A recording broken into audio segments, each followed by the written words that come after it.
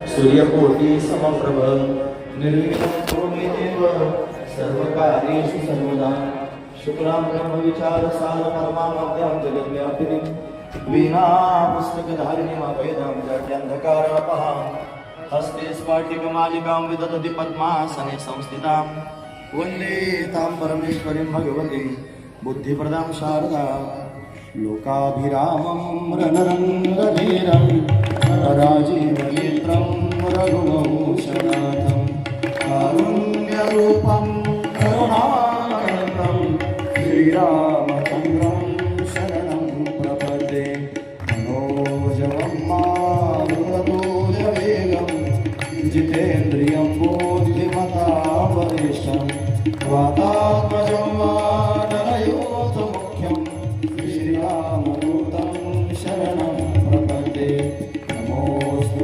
व्यासविशालबुद्धे पुल्लारविन्दाय तपत्रनेत्र येनात्मया भारततैलपूर्णो प्रभावितो ज्ञानमया यं प्रव्रजन्तमनुपेतमपेतकृत्यं द्वैपायनो विरहकातरायुः पुत्रेति तन्मयतया तर्वोऽभिनेदो तं सर्वभूतहृदयं मुनिमानतोऽस्मि हे श्रुतिस्मृतिपुराणानामालयं करुणालयं नमामि भगवत्पादं शङ्करं लोकशङ्करं ज्ञानेशं ज्ञानमूर्तिं च साक्षात् प्रेमस्वरूपिणं नामदेवं च दयामूर्तिं श्रीएकनाथ हरिप्रिय वैराग्यस्य परामूर्ति श्री तुकाराम जगद्गुरु नीलकंठ गुरुभक्त नमामि संत पंचकम् ओम मृत्युंजयाय रुद्राय नीलकंठाय शंभवे अमृतेशाय शर्वाय महादेवाय ते नमः। हे सर्वमंगलमांगल्ये शिवे सर्वार्थसाधिके शरण्ये त्र्यंबके गौरी नारायणे नमोस्तुते। ओम जयंती मंगला काली भद्रकाली कपालिनी दुर्गा क्षमा शिवा धात्री स्वाहा नमोस्तुते। गुरुर्ब्रह्मा गुरुर्विष्णु गुरुर्देवो महेश्वरः गुरु साक्षात् परब्रह्म तस्मै श्री गुरवे नमः। श्री गणेशाय नमः श्री सरस्वत्यै नमः श्री गुरुभ्यो नमः।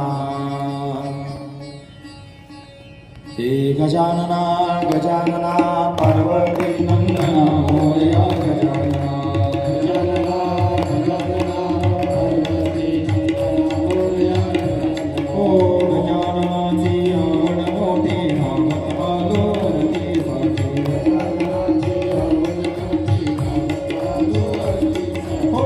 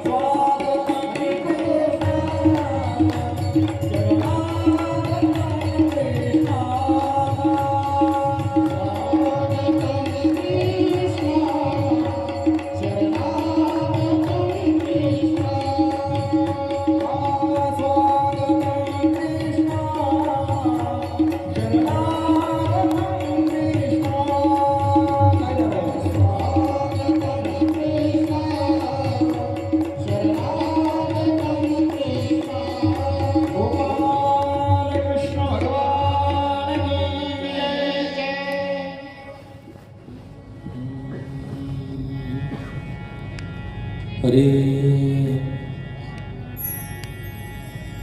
हरे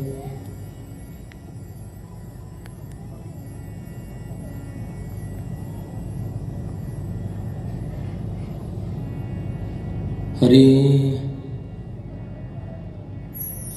योऽन्तः प्रविश्य मम वाचमिमां प्रसुप्तां सञ्जीवयत्य किल शक्तिधरस्वधाम्ना अन्याशास्तचरणश्रवणत्वगादिं प्राणान्नमो भगवते पुरुषाय तुभ्यं। गंगा मैया के पावन तट पर आनंद कंद परमात्मा की कथा में तल्लीन महात्मा शुकदेव जी कहते हैं, राजन, गंगा माईच्या पवित्र काठावरती भगवान श्यामसुंदराच्या परम पावन कथेमध्ये तल्लीन असणारे महात्मा शुकदेवजी राजा परीक्षितीला श्रीमद भागवत कथा वर्णन करून सांगतात. या कथेच्या सामर्थ्याने अवघ्या 7 दिवसांमध्ये राजा परीक्षितीचा उद्धार झाला.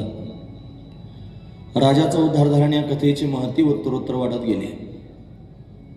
अनेकानेक संत महापुरुषांनी ही श्रीमद भागवत कथा जडजीवांच्या समोर वर्णन करून सांगितले आणि अनेक अज्ञानी जीवांना या कथेनं समाधान प्राप्त करून दिलं. तीच असणारी ही परमपावन श्रीमद भागवत कथा ही अकारण करुणा वरुणालय भक्तकाम कल्पद्रुम भगवान पांडुरंग परमात्म्याच्या अथांग करुणेनं, त्याच्या दयेनं या सर्व संयोजक मंडळींच्या माध्यमातून या मंत्र क्षेत्रामध्ये त्यांनी उपस्थित आहे. माननीय आमदार श्री दिलीपरावजी वळसे पाटील साहेब यांचा गौरवपूर्ती सोहळ्यानिमित्त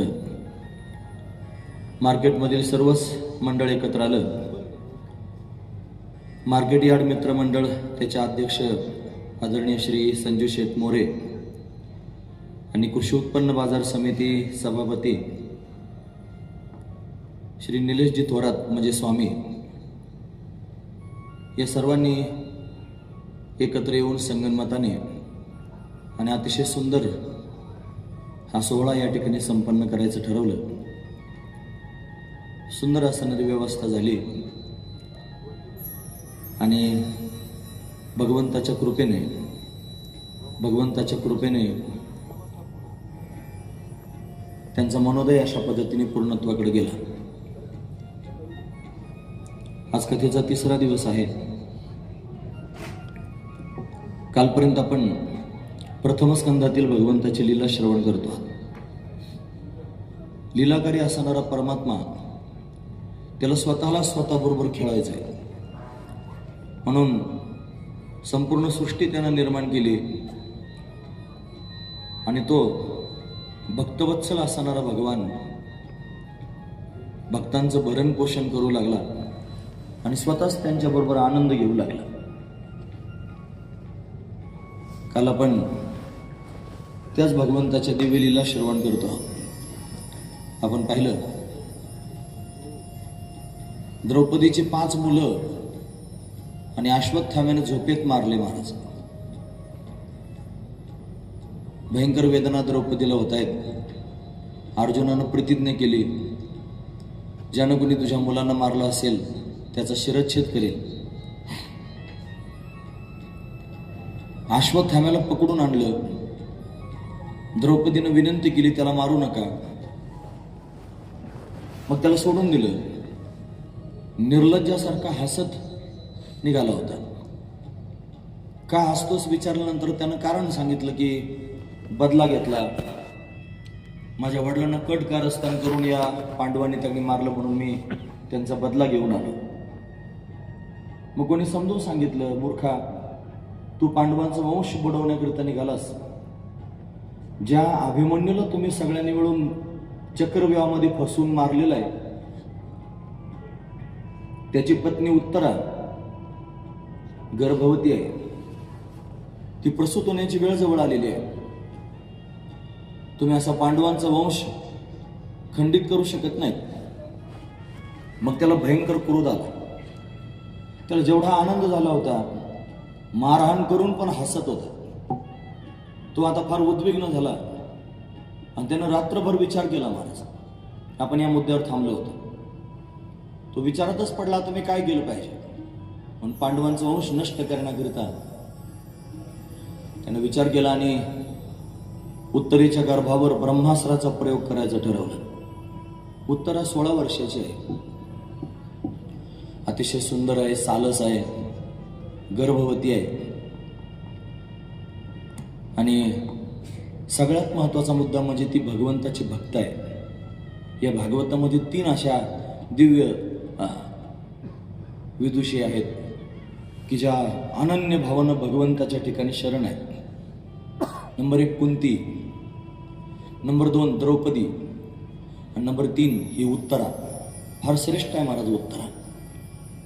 या तिघी भगवंताच्या ठिकाणी अनन्य आहे. कुंती भगवंताच्या ठिकाणी अनन्य आहे. त्याचा परिणाम काय अनन्यतेचा? देवकीचे 5 मुलं मारले, 6 मुलं मारले, तरी सुद्धा या भगवंतानं काही हस्तक्षेप केला नाही महाराज. कंसाची बुद्धी फिरवली नाही. पण कुंतीच्या 5 मुलांना सांभाळण्याकरिता हा परमात्मा स्वतःच त्यांच्या घरी राहिला. द्वारकेचा राणा पांडवा घरी, असं आपण ऐकतो. एवढं प्रेम कुंतीवर आहे महाराज. द्रौपदी भगवंताची सख्खी बहीण नाही, मानलेली बहीण आहे. एवढं प्रेम द्रौपदीवर आहे. का बरं भगवान द्रौपदीवर एवढं प्रेम करत असेल? त्याचं कारण आहे का? काल घाईनं मला थांबावं लागलं ना, पण काही मुद्दे सांगता आले नाही. द्रौपदी जी बोलत होती ना की मारू नका त्याला, तिच्या बोलण्यामध्ये धर्म होता, न्याय होता, निष्कपट भाव होता, उदारता होती, समस्वभाव होता. 6 गुण द्रौपदीच्या अंगामध्ये होते. आणि म्हणून तर भगवान द्रौपदीवर फार प्रसन्न होता महाराज. आपण काय शिकायचं त्याच्यातून? आपण हेच शिकायचं की आपल्या अंगात जर हे 6 गुण प्रगट झाले तर भगवान द्रौपदीवर जसं प्रेम करतो तसं आपल्यावरही प्रेम करेल. जसं द्रौपदीला सांभाळण्याकरिता आला, तिच्या मागे पुढेच उभा राहिला, तिचा सखा झाला, तसा देव आपलाही सखा होऊ शकतो. आपल्या अंगात फक्त 6 गुण असले पाहिजे. ज्यांनी वही आणलेली लिहिण्याकरिता त्यांनी लिहून घ्या. धर्म, नंबर 2 न्याय, आपलं जीवन धर्मानुसार असावं. नंबर 2 आपल्या जीवनामध्ये न्याय करण्याची क्षमता असावी.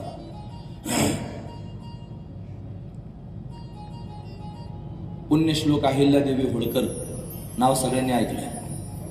नगर जिल्ह्याला त्यांचं नाव दिलंय महाराज. अहिल्यादेवींनी न्याय केला. त्यांचा एकच मुलगा होता आणि त्यानं दुर्व्यवहार केला म्हणून भर चौकामध्ये हत्तीच्या पायाखाली दिलं स्वतःचा मुलगा. कोण अशी आई आहे की जी मुलाला हत्तीच्या पायाखाली देईल? पण न्याय आहे तिच्या जीवनामध्ये. धर्म आणि न्याय फार महत्वाचा आहे. द्रौपदीच्या पोटात करुणा आहे. करुणा 3रा गुण आहे. करुणा फार महत्वाची आहे. तिला दया आली. ज्यानं तिचे 5 मुलं मारले त्यांच्याविषयी करुणा तिच्या पोटात आहे. आणि पुन्हा निष्कपट आहे, नकलीपणा नाही लोकांना दाखवण्याकरिता. आणि म्हणून तिने जर असं केलं असेल असं नाही. खरोखर निष्कपट आहे, कपट नाही त्याच्यात. मनापासून त्याला वाचवण्याचा प्रयत्न करते. समस्वभाव, तिच्या स्वभावात समानता आहे. आणि सगळ्यात महत्वाचा मुद्दा म्हणजे उदारता आहे. अशा 6 गुणांनी युक्त आहे द्रौपदी. आणि म्हणून भगवान द्रौपदीवर प्रसन्न आहे महाराज. आपल्या जीवनामध्ये जर हे 6 गुण आले ना तर भगवान आपल्यावर पण द्रौपदी इतकंच प्रेम करेल. तो करतोच आहे आपल्यावर प्रेम. अहो त्याचं आपल्यावर प्रेम आहे म्हणून तर आपण पाहतो आहोत, ऐकतो आहोत, बोलतो आहोत, चालतो आहोत. त्याचं प्रेम जर काढून घेतलं तर माणसं गोळा होतात. मग पुढं काय करतात तुम्हाला सांगायला कशाला पाहिजे? त्याचं प्रेम आहे म्हणून आपला श्वास चालू आहे. त्याने त्याचं प्रेम काढून घेतलं की आपला श्वास बंद होईल. मग तो आपल्यावर प्रेम करतोच आहे. पण विशेष रूपानं प्रेम द्रौपदीवर करतो. त्याचं कारण हेच आहे महाराज. आणि म्हणून द्रौपदी विशेष आहे. ही उत्तरा विशेष आहे. उत्तरा अतिशय सालस आहे. भगवंताच्या ठिकाणी अनन्य आहे. मूर्खपणानं अश्वत्थाम्यानं त्यांनी ब्रह्मास्त्राचा प्रयोग केला तिच्या गर्भावर, गर्भ मारण्याकरता. भयंकर वेदना उदरामध्ये होऊ लागल्या. सर्वांगाचा दाह व्हायला लागला. भगवान सगळं काम आटोपून आता द्वारकेला जाण्याकरिता निघाला होता. रथ सज्ज केला होता आणि रथात बसून त्यांनी भगवान आता जाणार आहेत. उत्तरेच्या उदरामध्ये दाह व्हायला लागला. जशाच तिला वेदना होऊ लागल्या तिला जगातलं कोणी आठवलं नाही महाराज. तुम्ही ऐकतात ना सर्वजण. मी महत्वाचा मुद्दा सांगतोय. आपल्या जीवनात थोड्याशा वेदना झाल्या की आपल्याला आई आठवते. आई ग. थोडी ठेस लागली की माणूस म्हणतो आई ग. थोडी भीती वाटली की माणूस बाप रे. आई आणि बाप सगळ्यात आधी आठवतात. या उत्तरेला आई आठवली नाही, उत्तरेला बाप आठवला नाही, उत्तरेला भाऊ आठवला नाही. शूरवीर असणारे तिचे 5 सासरे तिला आठवले नाहीत. तिला जर कोण आठवलं असेल तर परमात्मा आठवला. याला अनन्यता म्हणतात. अनन्य म्हणजे काय? अन्यस्य आश्रय त्यागा, इतरांचा आश्रय टाकून एकाच्याच आश्रयाला येणं याचं नाव आहे अनन्यता. अशी अनन्यता उत्तरेकडे आहे महाराज. अनन्य भक्त आहे भगवंताची. आणि भगवान तर जाण्याकरिता निघाला, तिच्या लक्षात आला तर भगवान जाण्याकरिता निघालेला आहे. आता मी काय केलं पाहिजे? भगवंताची शरणागती केली पाहिजे, तरच माझे प्राण वाचतील. हे बाळ वाचलं पाहिजे, हा गर्भ त्यांनी पांडवांचा वंश आहे तो वाचला पाहिजे. आणि म्हणून त्यांनी महाराज भगवंताच्या दिशेनं त्यांनी महाराज धावायला सुरुवात केली, पळायला सुरुवात केली. देवाने एक पाय रथात ठेवला होता आणि आता रथात बसणार इतक्यात तिनं हाका मारायला सुरुवात केली. पाहि पाहि महायोगिन देव देव जगतपते नान्यम त्वद्भयेत पश्येत यत्र मृत्यू परस्परम. हे भगवंता मला वाचवा, मला वाचवा. जळे माझी काया लागलं, जळे माझी काया लागलं, जळे माझी काया लागलं,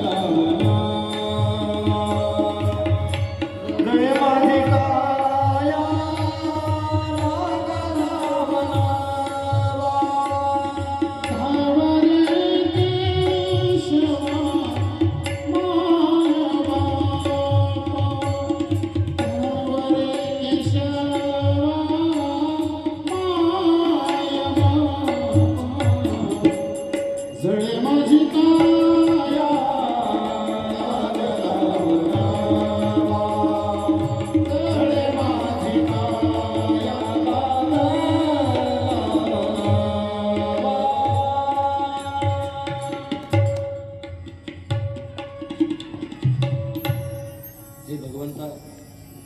माझी काया जळते आहे रे, जळे माझी काया लागला वनवा.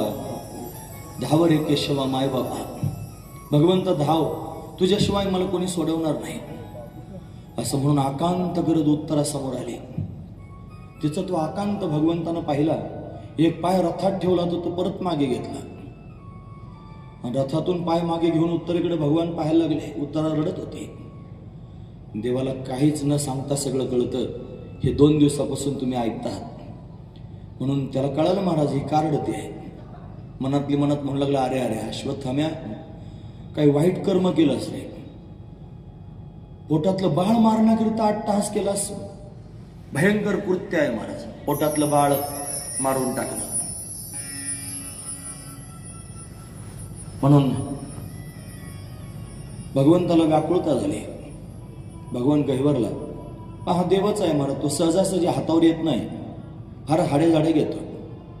भगवान शंकर आपले भोळे भाबडे आहेत. एखादा ओम नमः शिवाय ओम नमः शिवाय म्हणत बसला की लगेच त्याच्यावर प्रसन्न होतात. शंकराचे भक्त फार श्रीमंत असतात महाराज, का तर त्यांना खटखट सहन होत नाही. तू ओम नमः शिवाय म्हणतोस ना, चल तुला काय पाहिजे घेऊन लाग तुझ्या कामाला. हा मात्र तसा नाही. हा फार हाडे घेतो, फार परीक्षा पाहतो. मग ते उत्तरात आणि आका उत्तरे काय झालं? देवा माझ्या उदरामध्ये फार वेदना होत आहेत, माझ्या सर्वांगाचा दाह होतोय, मला वाचवा देवा, माझे प्राण वाचवा. भगवान हसायला लागला. एखाद्याला वेदना होत असताना जर आपण त्याच्यासमोर हसलो तर त्याला कसं वाटेल महाराज? पण बघा ना कसं आहे. तिच्यासमोर हसू लागला. म्हणे का हसतोस देवा? म्हणलं उत्तरे, जिचा पती मरण पावलेला आहे त्या स्त्रीनं जगण्याकरिता एवढा अट्टहास. जिचा पती मरण पावलाय, तिचं पती हेच तिचं सर्वस्व आहे. आता पती मरण पावल्यानंतर जर ती जगण्याकरिता एवढा अट्टहास करत असेल, तिनं कशाकरिता एवढा अट्टहास करावा? उत्तरा गंभीरपणे भगवंताकडे पाहून बोलू लागले, देवा तुझं म्हणणं बरोबर आहे. पती मरण पावल्यानंतर स्त्रीनं जगण्याकरिता अट्टहास कशाला करायचा? कारण तिचं जीवन धनच तो पती असतो. त्याच्या वियोगामध्ये जगणं तिला फार असह्य होतं. आणि मग तरी पण मी जगण्याचा अट्टहास करते. पण खरं सांगू का देवा, माझा पती अभिमन्यू ज्या दिवशी मृत्युमुखी पडला त्याच दिवशी उत्तरा सुद्धा मरण पावली. मला जगण्याची आशा नाही, मला जगण्याची तिळमात्र सुद्धा इच्छा नाही, पण तरी मला जगायचंय. का तर माझ्या उदरामध्ये वाढणारा जो गर्भ आहे तो पांडवांचा वंश आहे. म्हणून पांडवांचा वंश वाचवण्याकरिता मला जिवंत राहणं गरजेचं आहे. देवा माझे प्राण वाचवा. देवाच्या परीक्षेत उत्तीर्ण झाले महाराज उत्तरा. भगवान प्रसन्न झाला.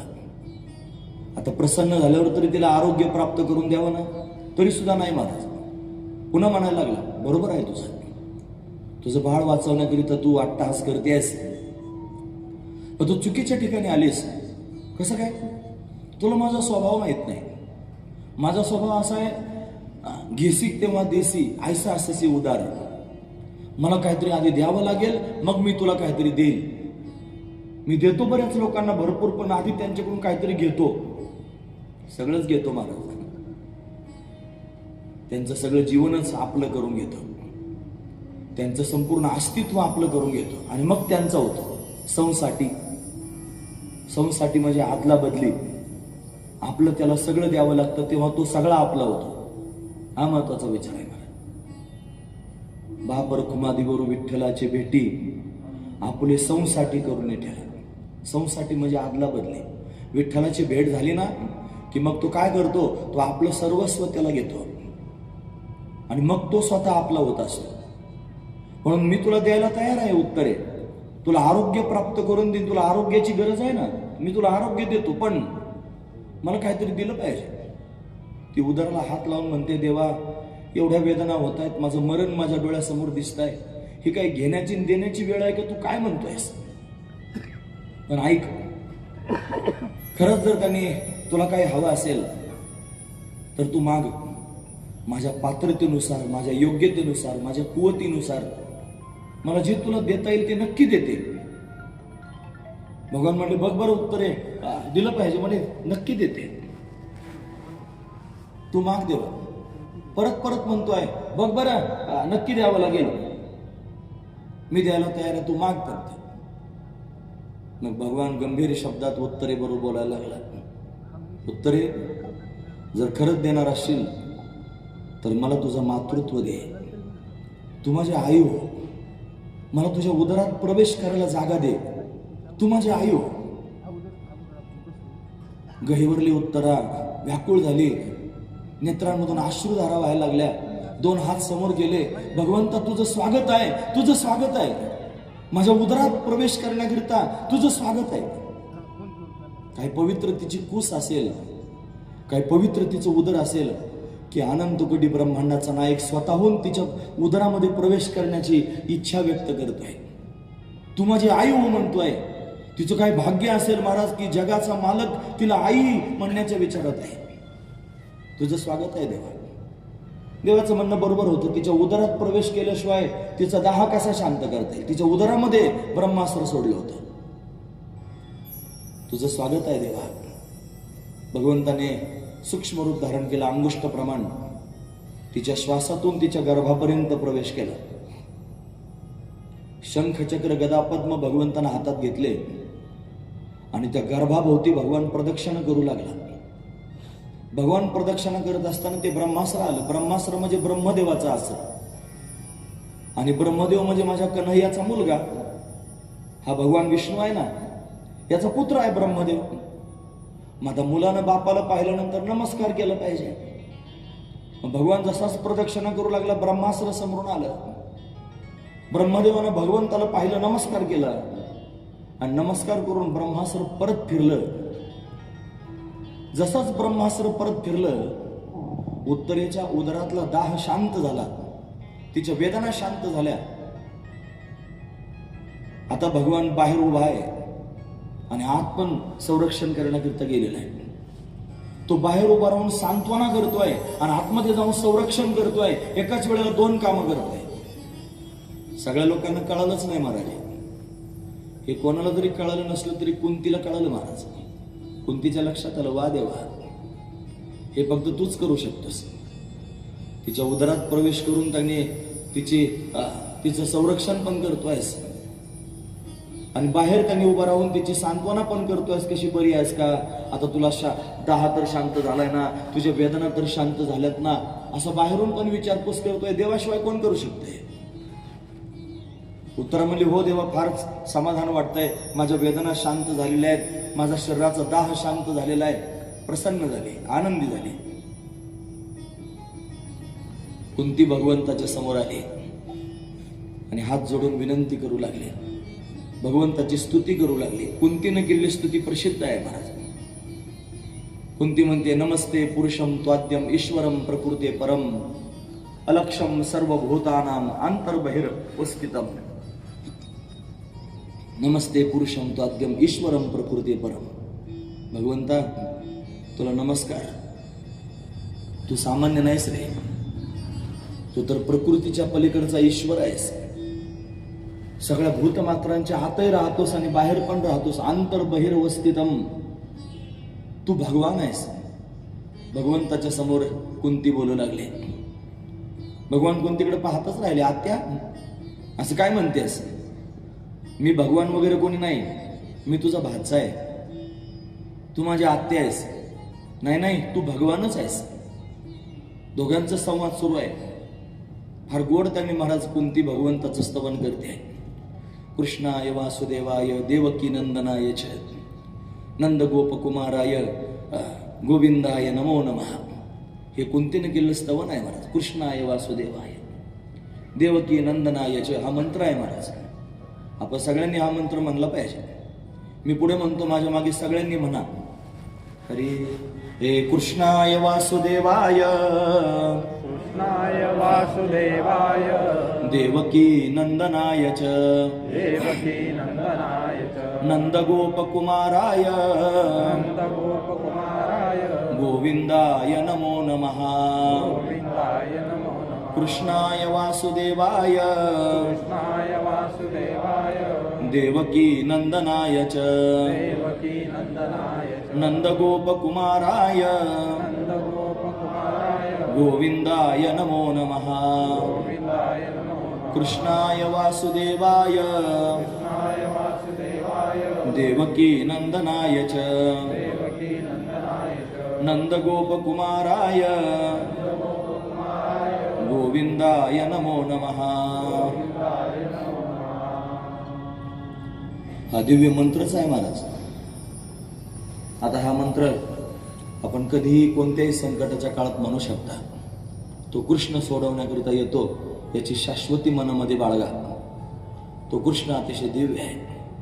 त्याच्या या माध्यमातून चिंतन होतं देवकी आणि भगवंताची माता आहे, तशी यशोदा पण भगवंताची माता आहे. दोन्ही माताच आहेत, पण दोघांचा समन्वय या मंत्रात घातलेला आहे. कृष्णाय वासुदेवाय देवकी नंदनाय च देवकीचा पुत्र म्हणले आणि पुन्हा नंद गोपकुमाराय म्हणजे यशोदेचा पण पुत्र म्हणले, नंदराजाचा पुत्र. समन्वयात्मक चिंतन या श्लोकामध्ये आहे, मंत्रामध्ये आहे. कुंती भगवंताचं स्तवन करू लागली. भगवान म्हणू लागली, भगवान म्हणले मी तुझा भाचाच आहे. भगवान आता पांडवांकडे पाहायला लागला, म्हणे आत्याला तुम्ही समजून सांगा, मला भगवान म्हणते आहे. पांडव पण म्हणले तू खरंच देव आहेस. भगवान म्हणलं ठीक आहे, मग तुम्ही सगळेच म्हणत असाल मी भगवान आहे, तर भगवान कोणाला म्हणतात माहिती आहे? भग शब्दाचा अर्थ होतो गुण, आणि वान म्हणजे गुणाने युक्त असणारा भगवान. ऐका, यश, श्री, औदार्य, ज्ञान, वैराग्य, ऐश्वर हे साही गुणवर व्यवस्थित जेत, म्हणून तो भगवंतो, म्हणून तो भगवान आहे. मग मी जर भगवान आहे, हे भगवंताचा खेळ आहे महाराज. हे सगळे भगवंताची खेळगडी आहेत महाराज. इथं भगवान श्रीकृष्ण परमात्मा म्हणजे प्रत्यक्ष नारायण आहे.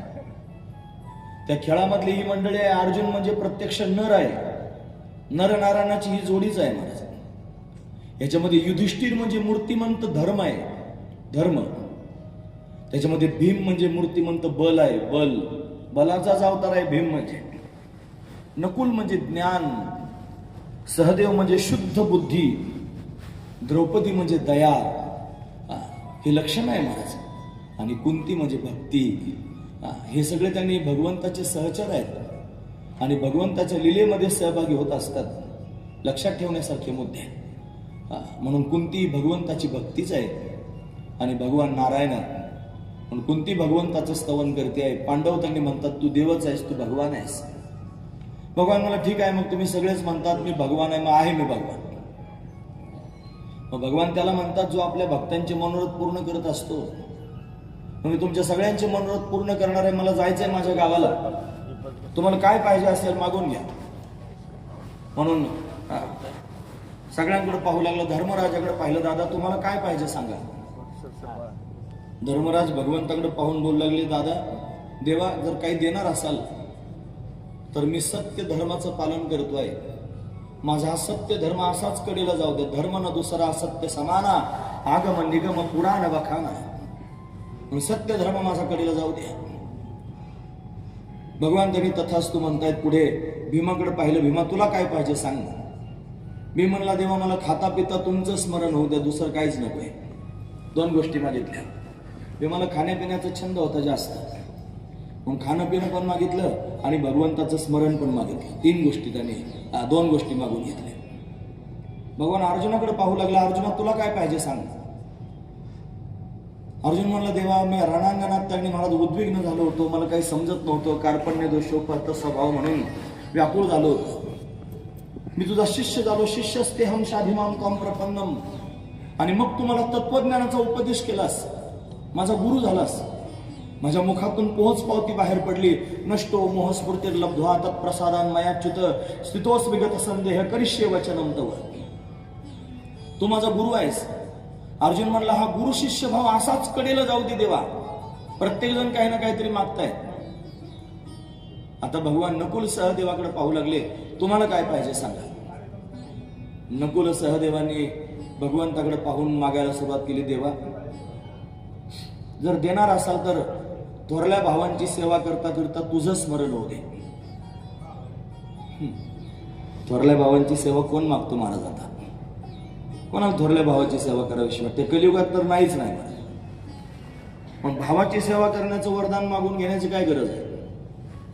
त्याचं कारण पण तसंच आहे महाराज. त्याचं कारण भाऊ पण तसेच आहेत थोरले. धर्मराज अतिशय श्रेष्ठ आहे. या धर्मराजाचं फार प्रेम आहे नकुल सहदेवावर.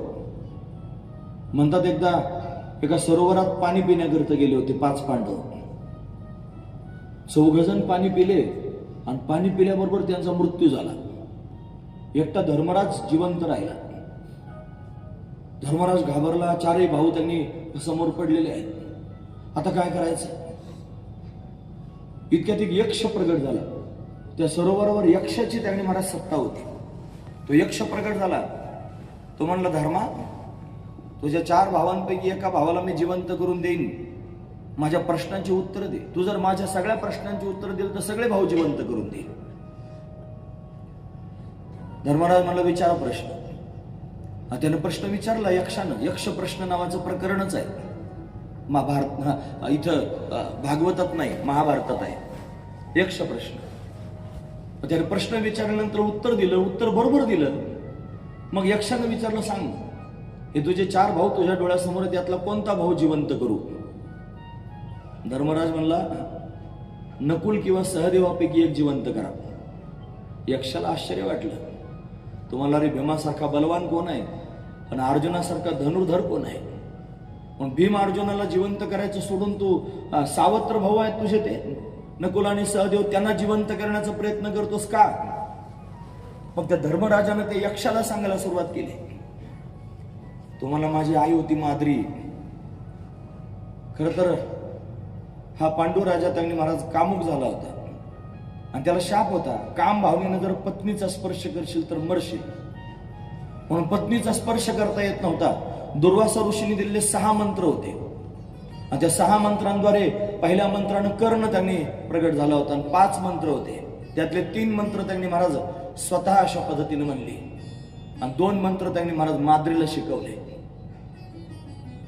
त्या मंत्राद्वारे त्यांनी संतती प्राप्त झाली होती आणि त्याला पुन्हा काम भावना तयार झाली आणि त्यानं माद्रीचा स्पर्श केला आणि त्याचा मृत्यू झाला पांडूचा. लहान लहान लेकरं त्यांनी होती आणि त्याचा मृत्यू झाला. मग आता ती माद्री सती जाण्याकरिता निघाली. ती ज्यावेळेस सती जाण्याकरिता निघाली त्यावेळेस त्या माद्रीनं त्या लेकरांकडे पाहिलं महाराज. तिचे ते नकुल आणि सहदेव 2 मुलं त्यांना पाहून कवटाळलं, फार प्रेमानं त्यांना हृदयाला लावलं, मस्त करून हात फिरवते, आई आहे महाराज. आणि आता सती जायचं त्यांना सोडून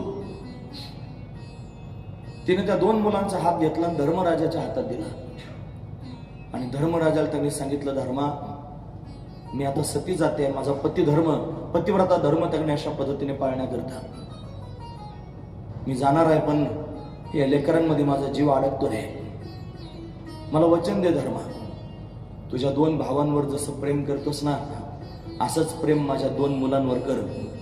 यांना कधी अंतर देऊ नकोस. असं ज्या वेळेला माद्री म्हणू लागली, या धर्मानं त्यांनी महाराज भीम आणि अर्जुनावर जसं प्रेम त्यांनी करत होता, इतकंच प्रेम नकुल सहदेवावर करायला सुरुवात केली. त्यांना एवढं प्रेम दिलं महाराज. म्हणून त्या यक्षाला सांगायला लागला की माझ्या या 4 भावांपैकी नकुल सहदेवापैकी एक जर जिवंत झाला, माझे पुढचे प्रश्न जर त्यांनी उत्तर बरोबर आले नाहीत तर कदाचित हे भाऊ जिवंत होणार नाहीत. पण पहिल्या प्रश्नाचं उत्तर बरोबर आहे, त्या उत्तराबरोबर त्याने नकुल किंवा सहदेव जर जिवंत झाला तर कुंतीचा मी आणि माद्रीचा तो, आम्ही दोघे जण आनंदात राहू. एवढं प्रेम त्यांनी सावत्र भावावर धर्मराजाचं होतं. मग थोरला भाऊ जर सावत्र भावावर एवढं प्रेम करत असेल तर त्याच्यावर का बरं त्यांनी महाराज त्याची सेवा मागू नये. आणि म्हणून तर त्यांनी महाराज भगवंताकडे नकुल सहदेव म्हणू लागले, थोरल्या भावाची सेवा करता करता तुझं स्मरण होऊ दे. भगवंताला फार आनंद वाटला. आता भगवान द्रौपदीकडे पाहायला लागला. द्रौपदी तुला काय पाहिजे सांग. ते म्हणले, देवा भर सभेत मला आणलं होतं, मला विवस्त्र करण्याचा प्रयत्न सुरू होता. मी सगळ्यांच्या समोर व्याकुळ होऊन विनंती करत होती, कोणी मला सांभाळलं नाही. सगळ्यांमध्ये तूच मला सोडवायला आलास. आज असा गेसे तेव्हा देश आहे ना, काय घेतलं की काहीतरी देतो. तिचं आधीच घेतलं होतं. बोट कापलं म्हणून स्वतःचा चांगला किमती पितांबर फाडला होता, साडी फाडली होती, शालू, आणि त्याच्या बोटाला त्यांनी बांधला होता. तेवढंच लक्षात ठेवलं होतं, हिनं स्वतःचा शालू फाडून माझ्या बोटाला बांधलाय. जेव्हा तिच्यावर वेळ आली ना महाराज, त्यावेळेला हा जगन्यंता परमात्मा अंबराव अवतार धारण करून आला आणि तिला सोडवण्याकरिता अशा पद्धतीने उद्योग झाला. तिला ते आठवलं, म्हणे देव तू मला सोडवण्याकरिता आलास देवा, तू माझा सखा झालास. देव द्रौपदीचा सखा, पांडवांचा पाठीराखा, देवा हा सख्यभाव असाच कडेला जाऊ दे, असं वरदान त्यांनी अशा पद्धतीने मागितलं. भगवान पाहतच राहिले. आता भगवान सुभद्रेकडे पाहायला लागले. सुभद्रा भगवंताची सख्खी बहीण आहे. त्या सुभद्रेला भगवान म्हणतोय, सुभद्रे तुला काय पाहिजे सांग. सुभद्रा काही बोलत नाही महाराज. आणि भगवान तर परत परत तिला म्हणतोय, तुला काय पाहिजे सांग ना. कुंती ऐकत होती. तिला वाटलं आतापर्यंत जेवढ्या लोकांनी मागणं मागितलं, सगळ्यांचं मागणं श्रेष्ठ ठरलं, सगळ्यांनीच भगवंताचं प्रेम मागितलं. ही देवाची लाडकी बहीण आहे. हिने जर लाडालाडात त्यांनी संसार मागितलं तर सगळ्यांच्याच मागण्यावर पाणी फिरेल. म्हणून त्यांनी आता काय मागेल म्हणून सगळे शांत झाले होते. भगवान तर सुभद्रेला म्हणत होता, मागणं सुभद्रे तुला काय पाहिजे. ती काहीच बोलत नाही. मग भगवान तिच्या जवळ गेले, तिला गदगदून हलू लाग, बोल ना काहीतरी. मग फार व्याकुळ होऊन सुभद्रा भगवंताकडे पाहून बोलू लागली, देवा जर देणार असेल तर एकच विनंती आहे. कृष्ण त्वदीय पदपंकज पंजरांते अद्यैव मे विशतु मानस राज हंस प्राण प्रयाण समये कफवात पित्तये कंठावरोधन विधो स्मरणं कृतस्ते. देवा एक दिवशी सगळ्यांनाच मरायचंय. मृत्यू काय कोणाला विचारून येत नाही. ज्यावेळी येतो त्यावेळेला त्यांनी भयंकर वेदना होतात, त्रिदोष उफाळून येतात. वात पित्त कप त्यांनी त्रिदोष उफाळून आले की मग भयंकर वेदना होत असताना तू आठवणार नाहीस, त्या वेदनाच आठवतील. माझी विनंती आहे देवा, माझा अंत समय ज्यावेळेला येईल त्यावेळेला माझ्या मनरूपी कमळामध्ये तुझ्या चरणांचं स्मरण मला व्हावं, याच्यापेक्षा काहीच नको. तिनं कोणत्याच प्रकारचा संसार मागितला नाही महाराज. तिने त्यांनी महाराज भगवंताला अंतकाल समयाला भेट द्यायला प्रवृत्त केलं. तिचं मागणं ऐकून त्यांनी महाराज कुंतीला फार आनंद झाला. सगळ्यांपेक्षा श्रेष्ठ तिचं मागणं होतं. सगळ्यात आधी कुंतीनं टाळी वाजवली, वा सुभद्रे, तुझ्यासारखं मागणं कोणीच मागितलं नाही, श्रेष्ठ मागणं अशा पद्धतीने मागितलं. भगवंताला फार आनंद झाला. घाईघाईने सुभद्रेच्या समोर गेला, तिला हृदयाला लावलं. माझी बहीण आहे, चुकेल कशी, बहीण कोणाची आहे, माझी बहीण आहे. काय आनंद आहे, तिला किती आनंद झाला असेल. देव प्रेमानं त्याने म्हणतोय माझी बहीण आहे, चुकेल कशी. हे सगळे नाते आपल्याला पण देवाबरोबर जोडता येतात महाराज. तुम्ही व्हा ना देवाची बहीण, काय हरकत आहे. तुम्ही स्वतःला काहीतरी देवाचा नातेसंबंधी समजा ना, काय हरकत आहे महाराज. जे नाते तुमच्या जीवनात असतील ते असू देत ना पूर्वीचे, त्याच्यात अजून एक नातं वाढवायला काय त्रास आहे? तुम्हाला आम्हाला घरच्याच लोकांचं भरण पोषण करावं लागतं आणि त्याच्यातच एवढे कष्ट होतात आणि तुमचा देव अजून न्यायचा. हा. त्याला जर खाऊ घालायची वेळ असेल तर चिंता करू नका. तुम्ही देवाला खाऊ घालण्याची आवश्यकता नाही. तुम्हाला जर कधी खायला कमी पडलं असेल तर तो देव स्वतःच तुम्हाला खाऊ घालेल. त्याला खाऊ घालण्याची चिंता करू नका. तो जगाचा मालक आहे. त्याला फक्त आपलं म्हणा. भगवान त्यांनी सुभद्रेचं ते प्रेम पाहून त्यांनी अशा पद्धतीने तिला हृदयाला लावून सांगू लागला, माझी बहीण आहे, चुकेल कशी? आणि आता भगवान कुंतीकडे पाहू लागला, आत्या तुला काय पाहिजे सांग. असं म्हणल्यानंतर त्यांनी कुंतीनं सगळ्यांच्या समोर पदरच पुढे केला. असं वाटलं फार जास्त मागायचंय. आता पदर पुढे गेलं म्हटल्यावर जास्त मागणी असेल कदाचित. मग जास्त मागायचं की काय सगळ्यांना वाटायला लागलं. काय पाहिजे आत्या तुला सांग. ती म्हणली, देवा जर देणार असेल तर मला विपदा दे. विपदा म्हणजे संकट. मला कष्ट दे, मला दुःख दे. दुःख कोणी मागतं का महाराज? पण कुंतीनं भगवंताच्या समोर दुःख मागितलं. भगवानाला आता काय बोलतेस? अगं दुःख मागतेस. दुःख काय मागायची वस्तू आहे का? आणि तुला काय कमी दुःख आहे का? ही जी कुंती आहे ना, तिचा जन्म झाला, तिच्या मात्या पितेचं गाव वेगळंच आहे, नाव वेगळंच आहे. शूरसेनाची असणारी कन्या आहे महाराजी कुंती. शूरसेन. तिला लहानपणीच दत्तक दिलं होतं कुंती भोज नावाच्या राजाला.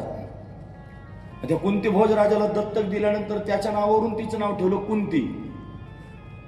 म्हणजे लहानपणीच आई वडिलांपासून दूर राहावं लागलं. मोठी झाली, लग्नाचं वय झालं आणि लग्न करून दिलं ते एका रोग्याबरोबर. पांडू हा जन्मताच रोगी होता आणि त्याच्याबरोबर लग्न करून दिलं की रोग्याबरोबर संसार करायची वेळ आली. तरी पण स्वीकारलं तिनं. त्याला पुन्हा दुसरी बायको करायची इच्छा झाली, माद्री. तो माद्रीला घेऊन आला घरी. सवती बरोबर संसार करणं काही सोपी गोष्ट असते का? पण सवत त्यानं घरात आणली. केवढं दुःख आहे. पुन्हा त्याला शाप प्राप्त झाला, तुला संतती काम भावनेनं जर पत्नीच्या जवळ जाशील तर मरशील. म्हणजे पतीचं सुखही मिळालं नाही, एवढं दुःख आहे. उगे ते मंत्र होते 5-6 म्हणून मुलं तरी झाले. म्हणजे मुलं झाल्यावर त्यांना पण वाचवण्याकरिता किती कष्ट. या कौरवांनी त्यांना मारण्याकरिता भयंकर षडयंत्र केले. त्यांना विष घालून भीमाला पाण्यात त्यांनी बुडवलं काय. लाक्षागृहामध्ये पांडवांना जाळण्याचा प्रयत्न केला काय. एवढं मोठं युद्ध त्यांच्याबरोबर केलं, षडयंत्र त्याने केले. एवढं सगळं दुःख आत्या तू आजपर्यंत भोगलंस आणि अजूनही तुला दुःखाची आवश्यकता आहे. अजून संकट दे म्हणतेस. का पाहिजे संकट सांग. तिनं सांगायला सुरुवात केली.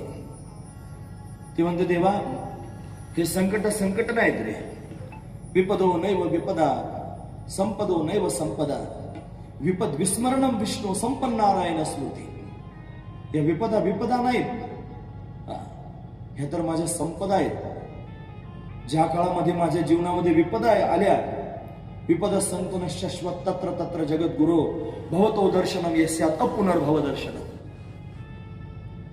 जेवढे जेवढे संकट माझ्या जीवनात आले ना, त्या प्रत्येक संकटामध्ये मला तुझं दर्शन झालं देवा. मग संकटांच्या माध्यमातून जर तुझं दर्शन होत असेल तर ते संकट चांगलेच आहेत ना.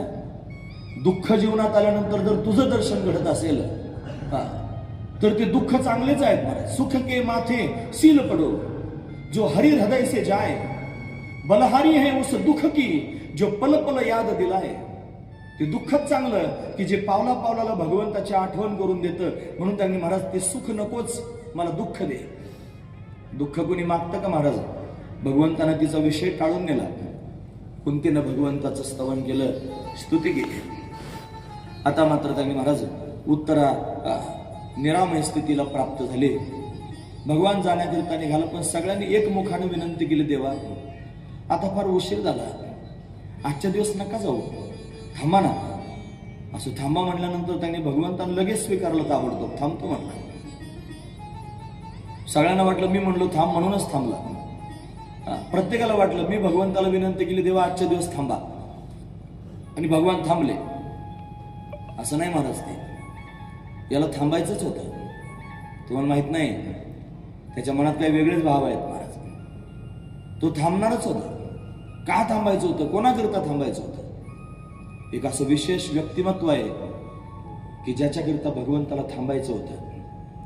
आणि ते व्यक्तिमत्व जर कोण असेल तर पितामह भीष्माचार्यांकरिता भगवंताला त्यांनी थांबायचं आहे. भगवान थांबले आणि आता रात्र झाली होती, भोजन प्रसाद झालेला आहे. शतपावली करण्याकरिता देव पर्णकुटीतून बाहेर आला. पाहतो तर एका कक्षातून उजेड बाहेर येत होता. एवढ्या रात्री कोण जागा आहे म्हणून भगवंतानं डोकावून पाहिलं. धर्मराज जागे होते, युधिष्ठिर धर्मराज जागा होता.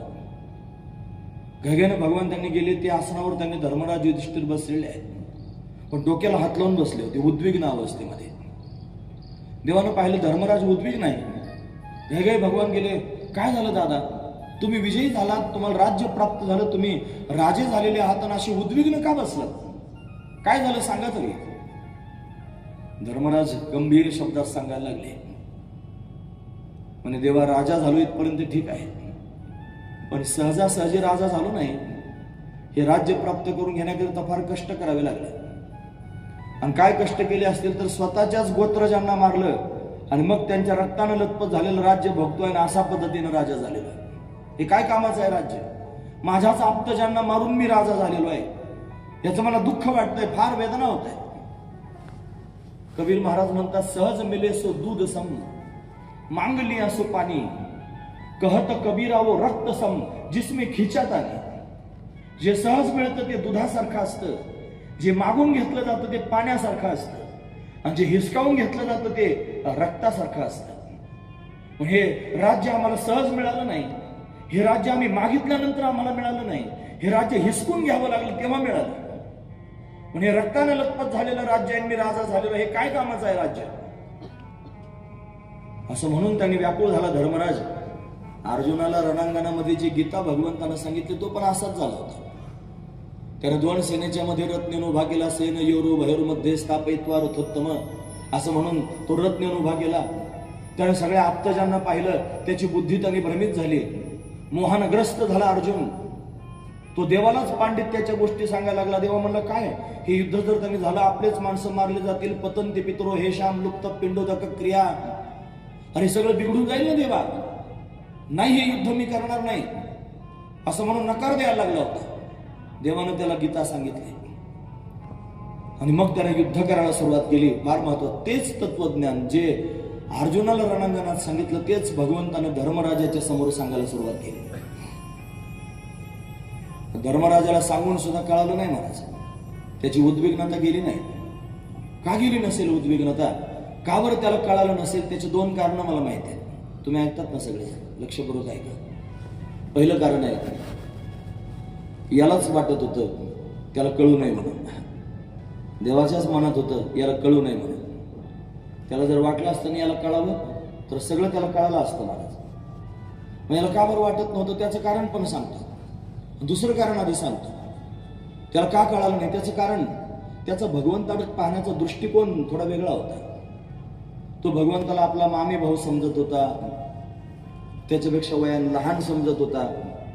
तो भगवंताला गोवळ समजत होता, तो सामान्य समजत होता. तो भगवंताकडे द्वारकाधीश या दृष्टीने पाहत होता, तो भगवंताला मित्र समजत होता. अशा दृष्टिकोनातून धर्मराज पाहत होता. म्हणून भगवंतानं त्याला तत्वज्ञान सांगितलं तरी कळालं नाही. सांगणाऱ्या माणसाविषयीची भावना आपल्या मनात जेव्हा चांगली असते तेव्हाच ऐकणाऱ्या लोकांना त्यांनी महाराज त्यानं सांगितलेलं तत्वज्ञान पचतं. जर त्याच्याविषयीच्या भावना आपल्या अंतःकरणात चांगल्या नसतील तर त्यानं काहीही सांगितलं, किती श्रेष्ठ तत्वज्ञान सांगितलं तरी समोरच्या लोकांना ते पचत नसतं. हे लक्षात ठेवा.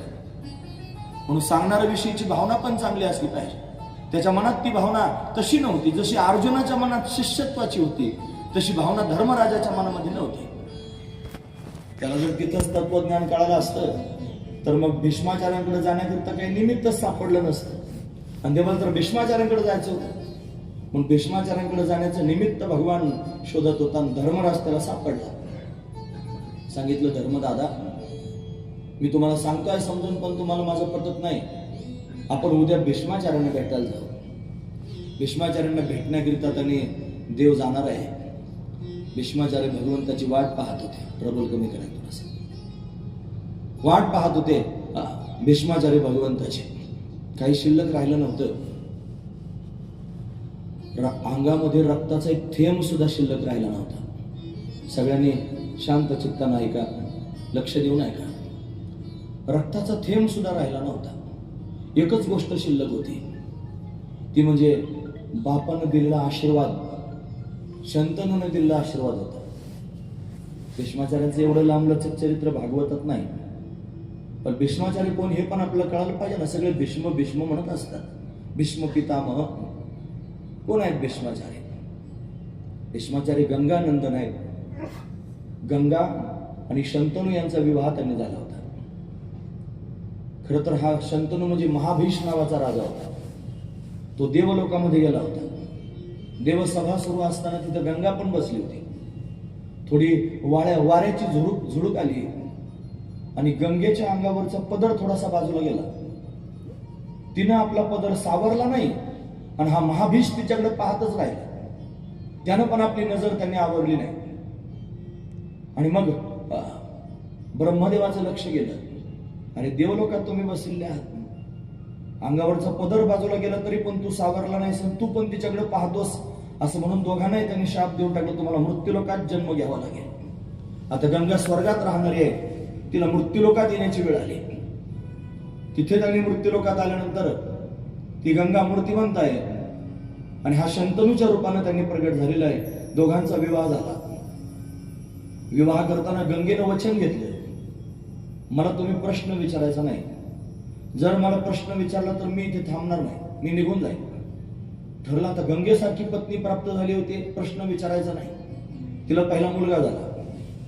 तो मुलगा झाल्याबरोबर शंतनूला फार आनंद झाला, फार आनंद उत्सव साजरा करायला लागला. पण तिनं तो मुलगा उचलला आणि गंगेच्या प्रवाहात नेऊन सोडून दिला महाराज. आता त्याला विचारावं असं वाटत होतं, का मुलगा सोडून दिला पाण्यामध्ये, पण प्रश्न विचारला की निघून जाईल. असे 7 मुलं त्यांनी झाले आणि 7ची 7 मुलं तिनं पाण्यात सोडून दिले महाराज. पण त्यानं प्रश्न विचारला नाही. विचारावं तर ही निघून जाईल. पत्नीवर विशेष प्रेम होतं. ही का करते असा प्रश्न पडला मनामध्ये. मग मात्र 8व्यांदा तिला पुत्र झाला आणि 8व्यांदा पुत्र प्राप्त झाल्यानंतर ती निघाली. आणि त्या पुत्राला त्यांनी महाराज पाण्यामध्ये सोडण्याकरिता गंगा जाणार आहे. इतक्यात त्या शंतनूने त्याला थांबवलं. थांब, का सोडतेस मुलं पाण्यामध्ये? काय केलं त्या लेकराने तुझं? एकतरी मुलगा राहू दे ना वारस. मुलगा झाला की पाण्यात सोडतेस, का सोडतेस? थांबली गंगा. तिने तो मुलगा शंतनूच्या हातात दिला आणि सांगितलं, तुम्हाला सांगितलं होतं प्रश्न विचारायचा नाही, तुम्हाला प्रश्न विचारला मी जाते. प्रवाहामध्ये त्यांनी महाराज विलीन झाली गंगा. तिचे 8 मुलं होते ना, जे 7 मारले, हे 8 मुलं सामान्य नाहीत. ते अष्टवसू आहेत. अष्टवसू आपले जे 33 कोटी देव आपण म्हणतो ना, 33 कोटी म्हणजे संख्यावाचक नाही, 33 प्रकारचे देव आहेत. 12 आदित्य आहेत, 11 रुद्र आहेत, अष्टवसू आहेत, 2 अश्विनी कुमार आहेत. हे 33 आहेत. त्याला 33 कोटी 33 प्रकारचे देव आहेत महाराज. त्याच्यामध्ये अष्टवसू आहेत. त्यातला एक वसू आहे. त्या वसूची असणारी जी पत्नी, तिची मृत्यूलोकातल्या एका राणी बरोबर मैत्री झाली. आता ती मृत्यूलोक म्हणजे जिथं मृत्यू येतो, मरावं लागतं. आणि वसूची पत्नी तर त्यांनी देवलोकातली आहे. त्याला वाटलं माझी मैत्रीण मृत्यूलोकात राहते आणि ती कर्मधर्म संयोगाने तिचा मृत्यू होईल, ती मरूच नाही याच्याकरिता काय केलं पाहिजे? तिला कामधेनूचं दूध जर पाजलं तर तिला मृत्यू येणार नाही. मग कामधेनू आणली पाहिजे. कोणाकडे कामधेनू? पण वशिष्ठ ऋषींच्या आश्रमात कामधेनू होती. मग ती कामधेनू त्यांनी महाराज घेण्याकरिता हे वसू त्यांनी गेले. आता वशिष्ठ कसे देतील ती कामधेनू? म्हणून चोरून न्यायचं ठरवलं. ज्याच्या बायकोचा हट्ट होता की मला कामधेनू आणून द्या, त्या वसून ती गाय चोरली आणि गाय चोरून त्यांनी गोमाता चोरून घेऊन जायला लागला. इतक्यात वशिष्ठांनी पाहिलं. ते 8चे 8 वसू त्यांनी होते. वशिष्ठ रागावले, म्हणले मूर्खांनो, अरे तुम्ही देव आहात ना, आणि चोऱ्या करता सामान्य माणसासारख्या? शाप देऊन टाकलं, तुम्ही देव आहात, मृत्यूलोकात जन्माला जाल, कष्ट सहन करावे लागतील. ते बाकीचे 7 म्हणले, आमची काय चूक आहे? त्याने त्याच्या बायको करता गोमातेला त्यांनी चोरलं, शाप आम्हाला सगळ्यांना देऊन टाकला.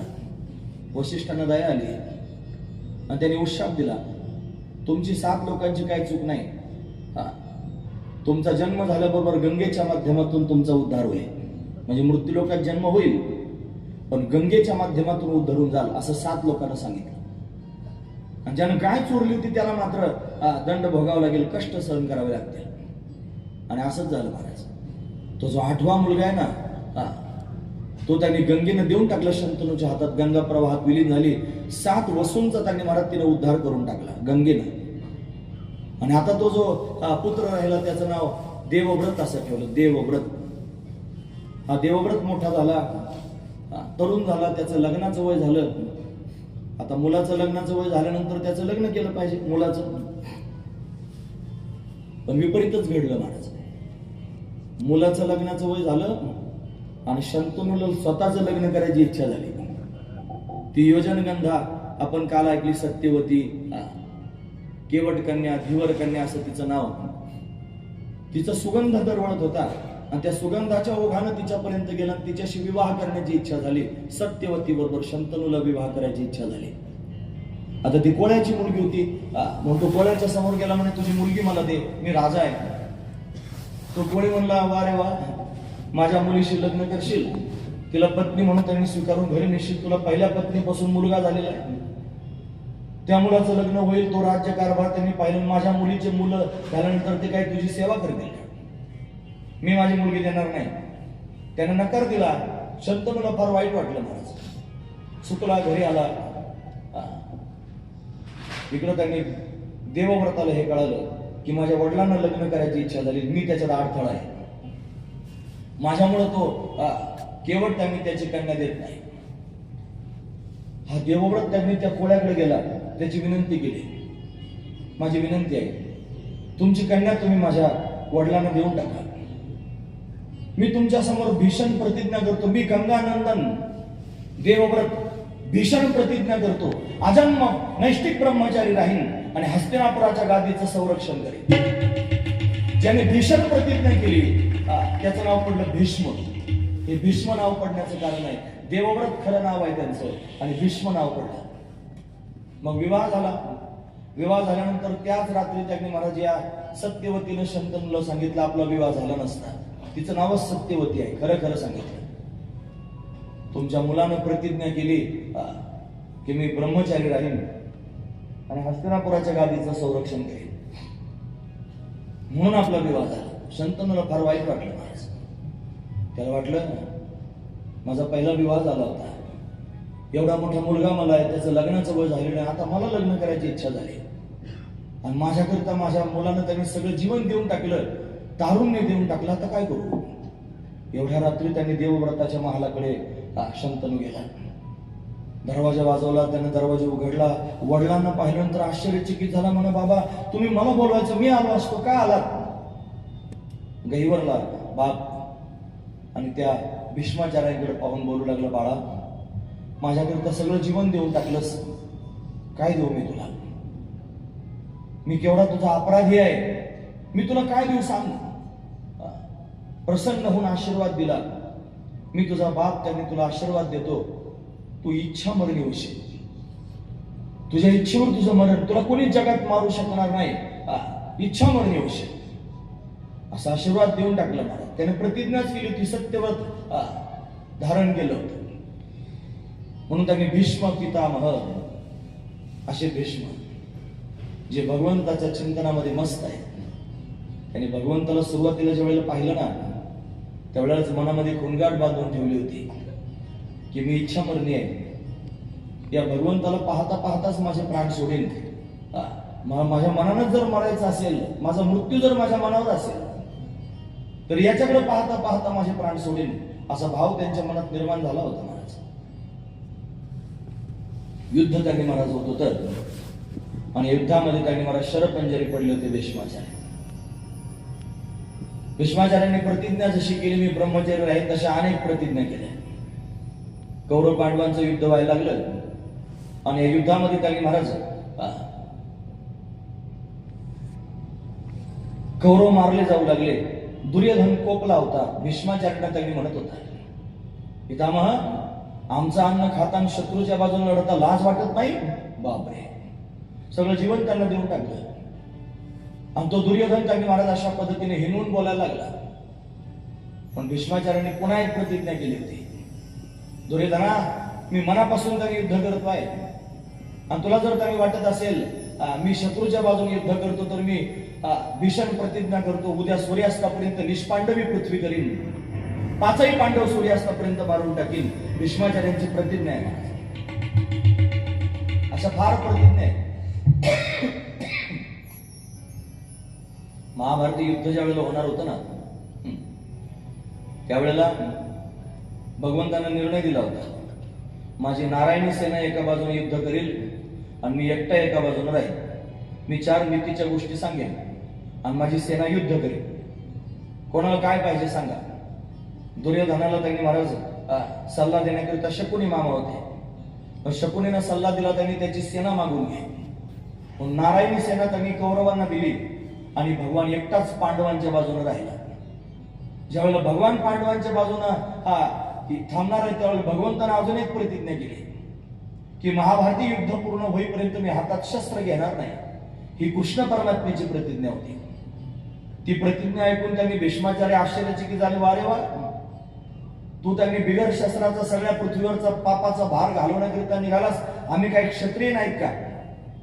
म्हणून त्यानं त्यांनी महाराज प्रतिज्ञा केली. भीष्माचार्याने अजून एक, वासुदेव कर चक्र न रहू तुमको मुख न दिखाऊं, लाजत है मेरी गंगा जननी शंतनु सुत न कहाऊं.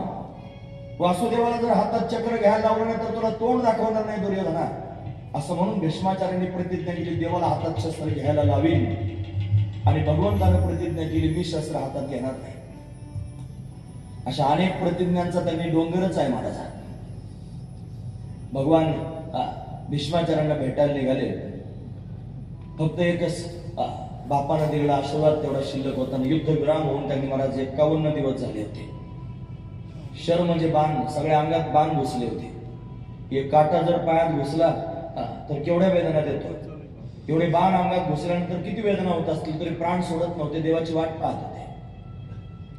धर्मराजाला बरोबर घेऊन त्यांनी महाराज भगवान बऱ्याचशा परिवारजनांना बरोबर घेऊन भगवान भीष्माचार्यांपर्यंत गेले. भीष्माचार्य शरपंजरी आहेत. भगवंताला दुरून येताना पाहिलं, फार समाधान वाटलं. महाराज देव आलेला आहे. हात जोडून नमस्कार तर काय करता येत नव्हता. मान तुकवली आणि नमस्कार केला. आणि पुन्हा क्षत्रिय आहेत ना, करारी भावनेत बोलायला सुरुवात केली. काय देवा, आज फार दूर आलात. भगवान शालीनतेनं बोलत होता, पितामह, हा धर्मराज थोडासा उद्विग्न झालेला आहे. याला धर्मनीतीचा त्यांनी उपदेश करण्याची आवश्यकता आहे आणि म्हणून याला तुमच्याकडे घेऊन आलेला आहे. शरशय्येवर आहेत तरी पण करारी भावनेत आहेत, क्षत्रियाच्या मान्यात आहेत. भगवान मात्र शालीनतेने पितामह समजून त्यांनी बोलतोय, याला काही तत्वज्ञान सांगा. भीष्माचार्यांनी धर्मराजाकडे पाहायला सुरुवात केली आणि धर्मराजाकडे त्यांनी महाराज पाहून भीष्माचार्य बोलू लागले, धर्मा, तुला जो तत्वज्ञान श्रवण करण्याकरिता इथपर्यंत घेऊन आलाय त्याला काय समजतोस रे तू? त्याला तू स्वतःचा मित्र समजतोस की मामे भाऊ समजतोस की गोवळ समजतोस? नेमकं काय समजतोस? याच्यातलं जर काही समजत असशील ना, तुझा मेहना जर समजत असशील ना, तर ते चुकीचं समजतोयस. हा सामान्य नाही. येश वै भगवान साक्षात आद्यो नारायण पुमान मोहयन माया लोकम गुढश्चरते वृष्णेषु. हा प्रत्यक्ष भगवान आहे, जगाचा मालक आहे.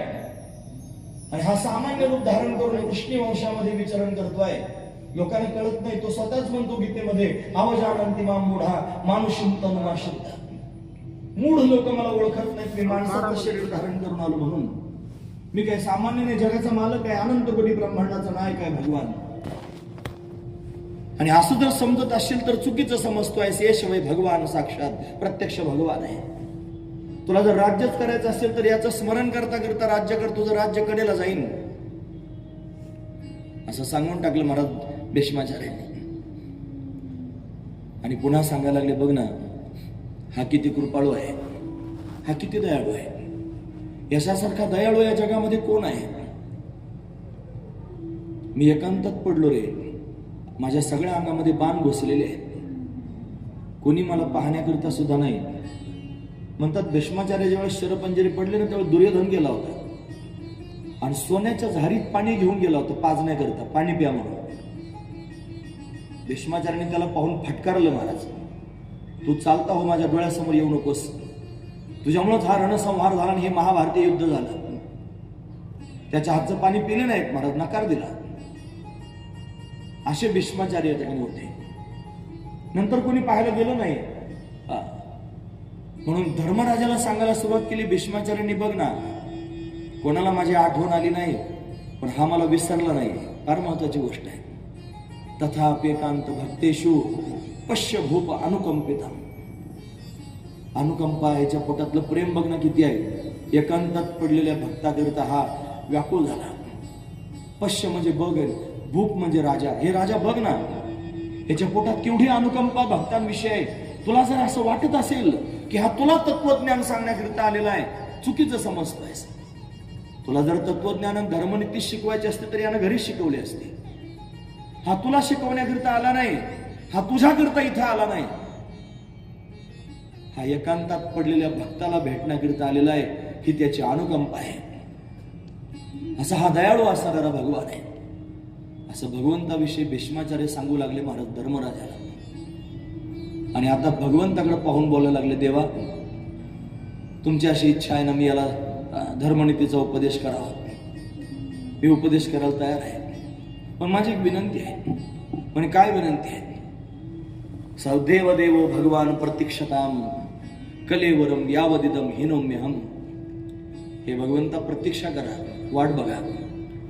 जोपर्यंत मी माझं शरीर सोडत नाही तोपर्यंत तुम्ही माझ्याजवळ उभे राहा, असं मला आधी वचन द्या की मी तुमच्यापासून जाणार नाही, तर मी याला तत्वज्ञान सांगतो. भगवंतानं वचन दिलं, भीष्माचार्य पितामह मी तुमच्याजवळ असाच उभा राहीन.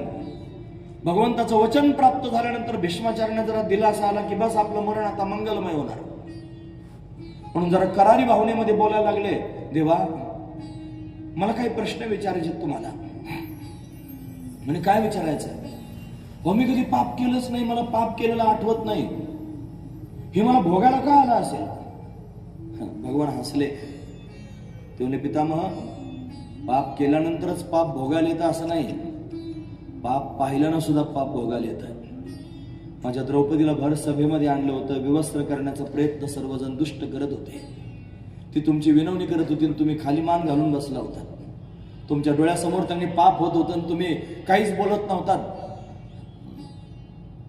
तेच पाप भोगायला आलंय. अजून त्यांनी लहानपणची आठवण आहे. एक सरडा रस्त्यानं जात असताना बाणाच्या टोकावर घेऊन काट्याच्या फासात फेकून दिला होता.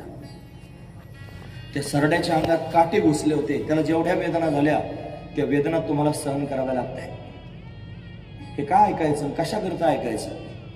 आपणही आपल्या जीवनात हे ओढून घ्यायचं. म्हणा आपण जर जाणीवपूर्वक कोणाचा छळ करीत असलो, कोणाला सासुरवास करीत असलो, कोणाला त्रास देत असलो, आपल्यामुळे जर कोणाला वेदना होत असतील ते आपण जाणीवपूर्वक जर आपण देत असलो तर मग मात्र ते दुःख आपल्याला भोगायला येत असतं. महाराज जेवढ्या द्वेषानं तुम्ही त्यांनी महाराज त्याला दुःख द्याल तेवढ्याच वेगानं आपल्याला ते दुःख भोगायला येईल. काल परवा आपण उदाहरण पाहिले, चेंडू हातात घेऊन जर भिंतीवर जोरात फेकून मारला, जेवढ्या वेगात तुम्ही चेंडू भिंतीवर माराल तेवढ्याच वेगानं तुमच्या अंगावर तो परत येईल. तसं तुम्ही जेवढं दुःख जगाला द्याल ते दुःख तुम्हाला भोगायला येणारच आहे. पण भीष्माचार्याने त्यांनी महाराज एवढ्या वेदना का सहन कराव्या लागल्या त्याची कारण आहेत महाराज. आता देवानं पवित्र बदलला, म्हणलं वा रे वा, फार पाप पुण्याच्या गोष्टी करता. एवढं जर पाप पुण्य कळत होतं मग कौरवांच्या बाजूने युद्ध करायला का गेलात? माझ्या पांडवांच्या विरोधात युद्ध करण्याकरिता का उभे राहिलात सांगा? आता जसा देव त्यांनी आवाज वाढवू शकतो तसे देवावर फक्त भक्तच आवाज वाढवू शकतात, दुसरं नाही कोणी. म्हणून भीष्माचार्य सुद्धा सांगायला लागले, देवा ऐक, मी कौरवांच्या बाजूने युद्ध करायला उभा राहिलो इथपर्यंत ठीक आहे, पण मी इच्छा मरणे आहे रे. मला माझ्या इच्छेवर माझं मरण आहे. पण तरी पुढचं ऐक, जरी माझं मरण माझ्या इच्छेवर असलं तरी माझी इच्छा माझ्या मनावर नाही, ती तुझ्या इच्छेत आहे. माझी इच्छा तुझ्या इच्छेत आहे. मग मी जरी त्यांनी माझ्या इच्छेनं मरणार असलो तरी पण तुला जेव्हा मी मरावा अशी इच्छा होईल तेव्हाच माझं शरीर पडेल, अशी माझ्या मनात भावना आहे. मी विचार केला, जर पांडवांच्या बाजूने युद्ध करण्याकरिता उभा राहिलो आणि युद्ध करता करता जर त्यांनी कौरव माझ्या डोळ्यासमोर असतील आणि तुझ्या मनात जर आलं, तुझी इच्छा झाली मी मरावं, तर तुझ्या इच्छेला मला त्याने अशा पद्धतीने सामोरं जावं लागेल. आणि तुझी इच्छा म्हणून मला त्याने इच्छा निर्माण करावी लागेल मरण्याची. आणि मरताना जर माझ्या डोळ्यासमोर ते दुष्ट कौरव दिसले, तर त्या कौरवांकडे पाहता पाहता जर मी प्राण सोडून दिले, तर अधोगतीला जावं लागणार नाही का? आणि म्हणून मनात विचार केला की पांडवांच्या विरोधात उभं राहायचं, कौरवांच्या बाजूने युद्ध करायचं, जेणेकरून युद्धामध्ये प्रत्येक वेळेला तू समोर दिसशील. आणि युद्ध प्रसंगामध्ये जर तुझी इच्छा झाली मी मरावं, तर मग मात्र त्यांनी मरताना तुला डोळे भरून पाहावं आणि तुझ्याकडे पाहता पाहता प्राण सोडून द्यावे. याच्याकरताच रे देवा कौरवांच्या बाजूने उभा राहिला, त्याच्याकरताच कौरवांच्या बाजूने उभा राहिला. देवाची बोलती बंद झाली महाराज. आता देव काही बोलत नाही. आणि आता त्यांनी भीष्माचार्य धर्मराजाकडे पाहू लागले. धर्मराजाला उपदेश करायला सुरुवात केली. अनेक प्रकारचे धर्म सांगितले महाराज. अरे भीष्मोवाच, हे दान धर्मान राजधर्मान मोक्ष धर्मान विभागशः श्री धर्मान भगवत धर्मान समाभ्यासत योगया. अनेक प्रकारचे धर्म सांगितले. दान धर्म, राजधर्म, मोक्ष धर्म, विभागशः वर्णन करून सांगितले. श्री धर्म सांगितला, राजाचा धर्म समजून सांगितला. सगळे सांगत असताना म्हणले, एका राजानं त्याच्या राज्यामध्ये स्त्रियांवर झालेला अत्याचार डोळ्यानं पाहायचा नाही, असं त्यांनी भीष्माचार्य सांगायला लागले. हे सांगत असताना सगळेजण ऐकत होते. बोटावर मोजण्यासारख्या स्त्रिया होत्या महाराज. म्हणजे द्रौपदी होती, कुंती होती, सुभद्रा होती, कृपी होती, अशा बोटावर गांधारी होती, थोड्या स्त्रिया होत्या. आणि अशांमध्ये त्यांनी महाराज भीष्माचार्य सांगत होते, राज्यामध्ये स्त्रियांवर झालेला अत्याचार राजानं पाहायचा नाही. आणि तेवढ्या घाईत त्यांनी द्रौपदी हसली महाराज. द्रौपदीचं हसणं ऐकून त्यांनी सगळी शांत सभा होती, सगळेजण त्यांनी पाहत होते. द्रौपदी हसलेली आहे. भीष्माचार्यांनी द्रौपदीकडे पाहिलं. कोण हसलं कळालं महाराज लगेच. द्रौपदी हसली, ती पण खदखदून हसली. भीष्माचार्य तिच्याकडे पाहून बोलू लागले, द्रौपदी तू का हसलीस? काय कारण आहे तुझं हसण्याचं? एक घरांदाज असणारी स्त्री, कुलवान असणारी स्त्री विनाकारण स्मित हास्य सुद्धा करीत नाही. खदखदून हसणं लांबची गोष्ट आहे. तू का हसलीस? काही नाही पितामह, अशीच हसले. आणि मग ते परत वेगाने विचारायला लागले, सांग तू का हसलीस? मग सांगितलं, पितामह आज माझ्या पतीला उपदेश करत आहात की राजानं राज्यात झालेल्या स्त्रियांवर त्यांनी झालेला अत्याचार अशा पद्धतीने पाहू नये. आणि मला माझ्यावर अत्याचार होता तर त्यावेळेला कुठे गेले होते तुमचे नेते? तुम्ही खाली मान घालून बसले होता. भीष्माचार्य म्हणले, बाळा तुझ्यावर झालेला तो अत्याचारच आज मला भोगायला आलेला आहे. हेच मी त्यांनी अशा पद्धतीने भोगतोय. म्हणून स्त्रियांवर अत्याचार हे त्यांनी महाराज अधोगतीचं लक्षण आहे. म्हणून नारी अतिशय महत्वाची आहे, ती शक्ती आहे. आज शाकंभरी पौर्णिमा आहे ना महाराज. भगवती जगदंबा राजराजेश्वरी करुणामयी अंबा जगाचं कल्याण करण्याकरिता प्रत्यक्ष प्रगट झाले. दुर्भिक्ष पडलं, सगळीकडे दुष्काळ पडला, कोणाला खायला काही राहिलं नाही, ऋषीमुनी त्रस्त झाले. भगवतीची त्यांनी महाराज अट्टहासानं विनंती करायला लागले. भगवती जगदंबा प्रत्यक्ष प्रगट झाली आणि तिनं त्यांनी महाराज ते भुकेलेले असणारे ऋषीमुनी सगळी प्रजा पाहून आपल्या शरीरातून शाख निर्माण केले. शाख म्हणजे भाज्या निर्माण केल्या आणि त्यांनी त्या सर्वांचं भरण पोषण केलं. म्हणून तिला शाकंभरी असं नाव प्राप्त झालं. ती जगदंबा अतिशय श्रेष्ठ आहे मला. शाकंभरी, शाकंभरी माता की जय. भगवती जगदंबा अतिशय श्रेष्ठ आहे. या सगळ्या मातृशक्तीमध्ये तीच गच्च भरलेली आहे. ती जगदंबाच यांच्यात भरली आहे. म्हणून नारी की निंदा मत कर यारा, नारी रतन की खान, जिस नारी से प्रगट हुए शुक भीष्म हनुमान. पण एवढे श्रेष्ठांना जन्म देणारी ती नारी आहे, म्हणून तिची निंदा करायचं काही काम नाही महाराज. मग द्रौपदीवर झालेला अन्याय त्यांनी पाहिला, म्हणून तर भीष्माचार्याने हे भोगावं लागलं, त्यांना मान्य करावं लागलं. सगळं सांगून झालं आणि आता भीष्माचार्य भगवंताकडे पाहू लागले. आता भगवंताची स्तुती करतायत भीष्माचार्य. भीष्म स्तुती भागवतामध्ये प्रसिद्ध आहे. पण कमी वेळाच्या भागवत कथेमध्ये सगळंच लांबलचक सांगायचं नसतंय. म्हणून संक्षिप्त रूपाने आपण ते पाहतो. भीष्मस्तवन. भीष्माचार्य भगवंताला म्हणले, देवा आता धर्मराजाला उपदेश झालेला आहे, माझी एक विनंती आहे. पण काय विनंती आहे? मला एक मुलगी आहे म्हणले, तिचा अजून विवाहच झाला नाही, तिला कोणी नवरदेवच आवडला नाही, तिला तू आवडलास देवा, पण माझ्या कन्येचा त्यांनी स्वीकार कर, तिच्याशी विवाह कर. सगळेजण ऐकत होते. सगळ्यांना वाटलं म्हातारं मारताना खरं बोलतंय, नैष्टिक ब्रह्मचारी आहे आणि याला मुलगी कशी काय होईल, सगळ्यांच्या मनात प्रश्नचिन्ह आहे. त्याचा निर्वाळा करत भीष्माचार्य सांगतात, इथे मतिरूपकल्पिता वितृष्णा. मती म्हणजे बुद्धी. माझी बुद्धी हीच माझी कन्या आहे, तिला आजपर्यंत कुणी आवडलंच नाही, तिला फक्त तू आवडलास देवा. माझी विनंती आहे, माझ्या बुद्धीला तुझ्या चरणांजवळ जागा दे, माझ्या बुद्धीचा स्वीकार कर. ठाव दे चित्ता राखे पायापाशी, सकळ वृत्तीशी अखंडित. बुद्धी वृत्ती आहे, तिला तुझ्या चरणांजवळ अशा पद्धतीनं जागा दे. फार महत्वाचा विचार आहे महाराज. बुद्धीचे वैभव अन्य नाही तुझे, एका केशवराजे सकळ सिद्धे. पण बुद्धीचं दुसरं वैभव नाही, भगवंताच्या चरणाजवळच बुद्धीनं राहिलं पाहिजे. म्हणून माझ्या बुद्धीला तुमच्या चरणांजवळ जागा द्या. कन्या वरयते रूपम माता वित्तम पिता श्रुतम बांधवो कुलमिच्छन्ति मिष्टान्नम मित्रे जना. हे जे म्हणतात ना, तसं कन्या रूप पाहते. मला तुझं ते रूप अतिशय प्रिय वाटतं देवा. ते त्याने दाखव, भगवान मला मी तुमच्या समोर उभाच आहे, मला हे रूप नाही, मग मला ते रूप पाहायचं जे रणांगणात तुम्ही प्रगट केलं होतं. मला मारण्याकरिता तुम्ही हातात शस्त्र घेऊन त्यांनी धावून आला होता. तुमच्या कपाळावर घामाची बुंद आले होते, केसांमध्ये धुलीकण साचले होते, ओठ क्रोधानं फडफड उडत होते, हात थरथर कापत होते, डोळे लाल तुम्ही केले होतात. ते रूप मला दाखवा. असंच झालं होतं महाराज. ज्यावेळेला पांडवांच्या मृत्यू करता भीष्माचार्यांनी प्रतिज्ञा केली, उद्या निष्पांडवी पृथ्वी करीन सूर्यास्तापर्यंत, अशी प्रतिज्ञाच भीष्माचार्यांनी केली. युद्धविराम झाला होता, उद्या सूर्यास्तापर्यंत पांडव मारणार असं पक्क झालं होतं. पांडव आपापल्या स्थानावर गेले होते, भोजन करून त्यांनी विश्राम करत होते. पण देवाला मात्र चैन नाही पडली, देवाला झोपच येईना महाराज. काय करावं? भगवान त्यांनी महाराज पांडवांकडे गेला, झोपले होते ढाराडूर. अर्जुनाच्या जवळ देव गेला. हे अर्जुन, अरे उठ ना, झोपतोस काय? झोपते देवा, फार दमलोय आता. अरे पण ऐक ना, काय झालंय? काय झालं देवा? अरे त्या भीष्माचार्यांनी प्रतिज्ञा केली, तुला माहित नाही का? करू दे म्हणलं देवा, त्याला सवयच आहे प्रतिज्ञा करायची. कितीतरी प्रतिज्ञा आजपर्यंत केल्या. अरे पण काय प्रतिज्ञा केली ते तर ऐकशील. पण काय प्रतिज्ञा केली?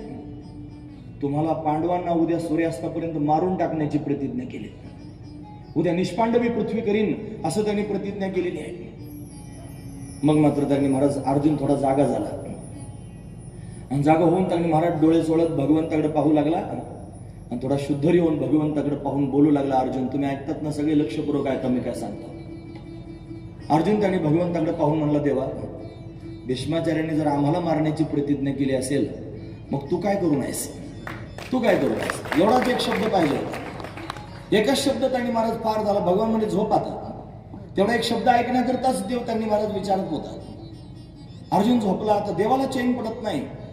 देवाला माहित होतं भीष्माचार्यांनी दुर्योधनाची असणारी पत्नी, तिचं नाव भानुमती आहे, तिला बोलावलं होतं, तिला आशीर्वाद द्यायचा होता, तिला बोलावलं होतं. हे देवाला माहित होतं. भगवान द्रौपदीकडे गेला एवढ्या रात्री. द्रौपदीला सांगितलं, द्रौपदी उद्या सकाळी पहाटे सुचिरभूत होऊन त्यांनी सौभाग्य अलंकार धारण करून तुला माझ्याबरोबर यायचं, भीष्माचार्यांना भेटायला जायचंय. तिनं हो म्हणून सांगितलं. देवाला रात्रभर झोप नाही महाराज. पहाटेच द्रौपदीला त्यांनी जागा करून तिला घेऊन जाण्याच्या विचारात आहे. द्रौपदी स्नान वगैरे करून सुचिरभूत होऊन वस्त्र अलंकार परिधान करून अशा पद्धतीनं भगवंताच्या बरोबर जाण्याकरिता निघाली. तिला काही सूचना सांगितल्या. हे बघ द्रौपदी, लांब लचक पदर डोक्यावर घे. कोण स्त्री आलेली आहे त्यांना ओळखून आली पाहिजे.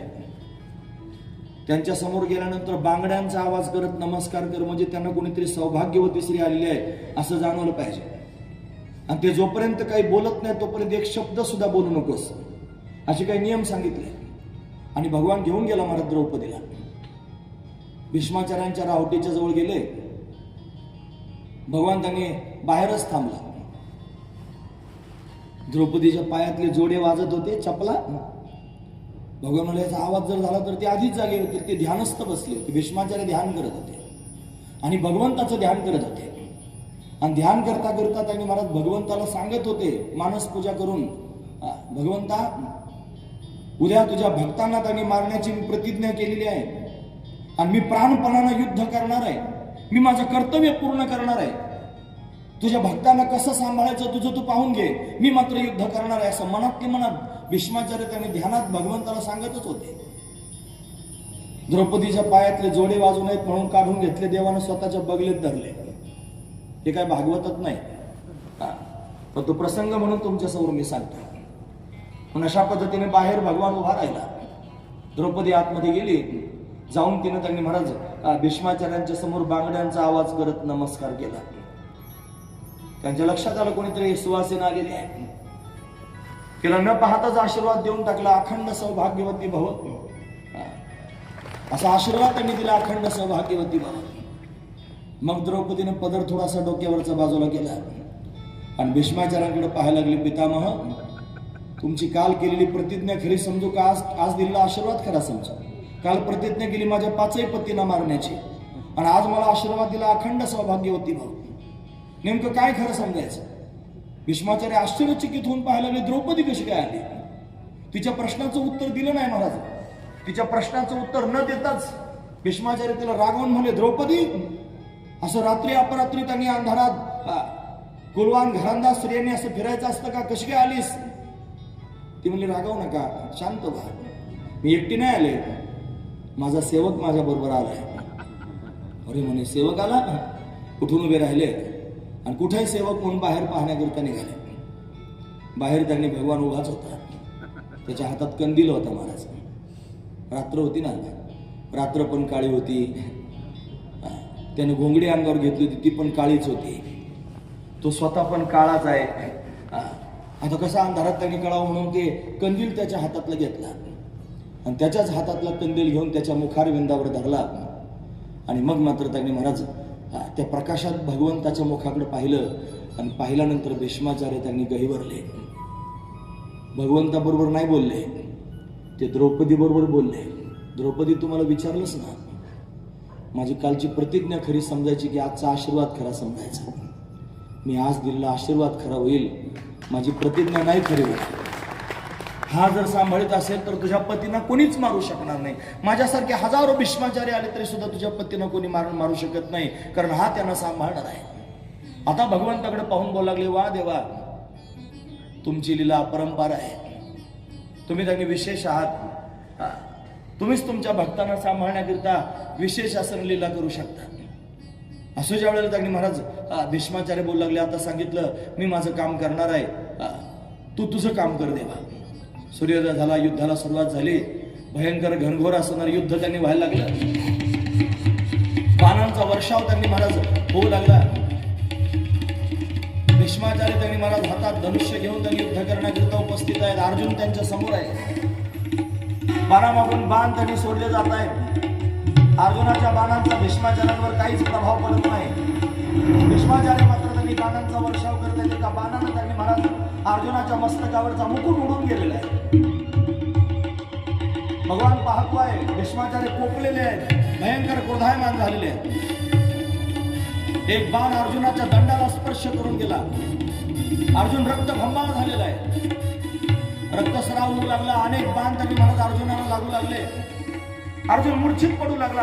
अर्जुन, अरे उठ ना, भगवान त्याला जागं करण्याचा प्रयत्न करतोय. भगवान सारथी आहे आणि अर्जुन मात्र त्यांनी महाराज व्याकुळ होतोय. हे भगवंताला पाहावे ना. भीष्माचार्य तर बाणामागून बाण सोडतायत, काही केलं थांबत नाही. काय करावं भगवंताला समजेना. राग आलेला आहे, भयंकर क्रोध आलेला आहे. कपाळावर घामाचे बुंद जमा झालेले आहेत, केसांमध्ये धुळीकण साचलेले आहेत, डोळे लाल भगवंताने केलेले आहेत. हात थरथर कापू लागले, ओठ फडफड उडू लागलेले आहेत. इकडे इकडे भगवान पाहू लागला. काय करावं समजत नाही. रथातूनच देवानं खाली उडी मारली. शोधू लागला भीष्माचार्यांवर आक्रमण करण्याकरिता. अर्जुनाला शुद्ध आली. अर्जुन घाईघाईनं त्यांनी महाराज रथातून खाली उतरून भगवंताच्या चरणाला मिठी घालतोय. देवा, अहो तुम्ही शस्त्र घेण्याचा विचार करत आहात, तुमची प्रतिज्ञा म्हणेपर्यंत भगवंताने एक मोडलेलं चाक आपल्या हातामध्ये उचललेलं आहे आणि भीष्माचार्यांच्या अंगावर भगवान धावून गेले.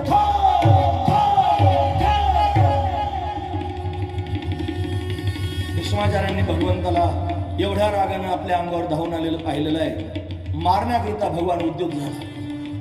भीष्माचार्य समोर आले. देवा, मला मारण्याकरिता त्यांनी तयार झालास. तूच काय, तुझा बाप आला तरी मला मारू शकत नाही. मी नाही म्हणायचं आहे, हे भीष्माचार्यच म्हणू शकतात. इथे संत महापुरुष समोर बसले आहेत ना, ते मला काय म्हणतील, पण मी भगवंताचा संवाद सांगतोय ना, तुमच्या डोळ्यासमोर तो प्रसंग उभा राहावा एवढाच माझ्या पोटातला भाव आहे. की त्यांनी भगवंताला म्हणतात, तू मला मारू शकत नाही देवा, मी इच्छा मरणी आहे, पण तरी सुद्धा आज मला मरायचं आहे. का मरायचं आहे? ज्या अर्थी हातात शस्त्र घेऊन माझ्या अंगावर धावून आलास मला मारण्याकरिता, त्या अर्थी तुझ्या मनात इच्छा निर्माण झाली मी मरावं. मग तुझ्या इच्छेत माझी इच्छा आहे. मग तुला जर वाटत असेल मी मरावं तर मी जगण्यात काय तात्पर्य आहे? असा संवाद होत होता नाही कुठे, तर समोरून शिखंडी आला. शिखंडी म्हणजे ती आंबा, अंबिका, अंबालिका 3 त्या भीष्माचार्यांनी पळून आणल्या होत्या. त्यातली आंबा त्यांनी महाराज त्या विचित्र वीराबरोबर त्यांचा विवाह करायचा होता.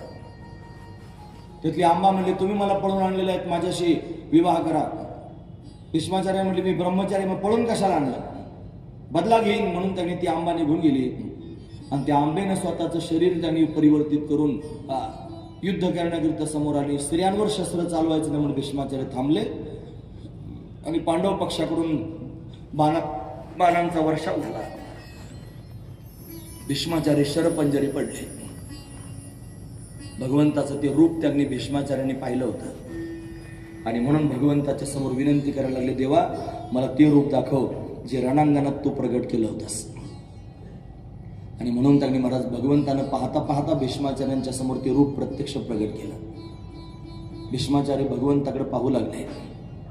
मनामध्ये हाच भाव आहे महाराज की देव पाहायचा आहे, मी क्षत्रिय आहे, माझा शेवट सुद्धा क्षत्रियासारखाच झाला पाहिजे.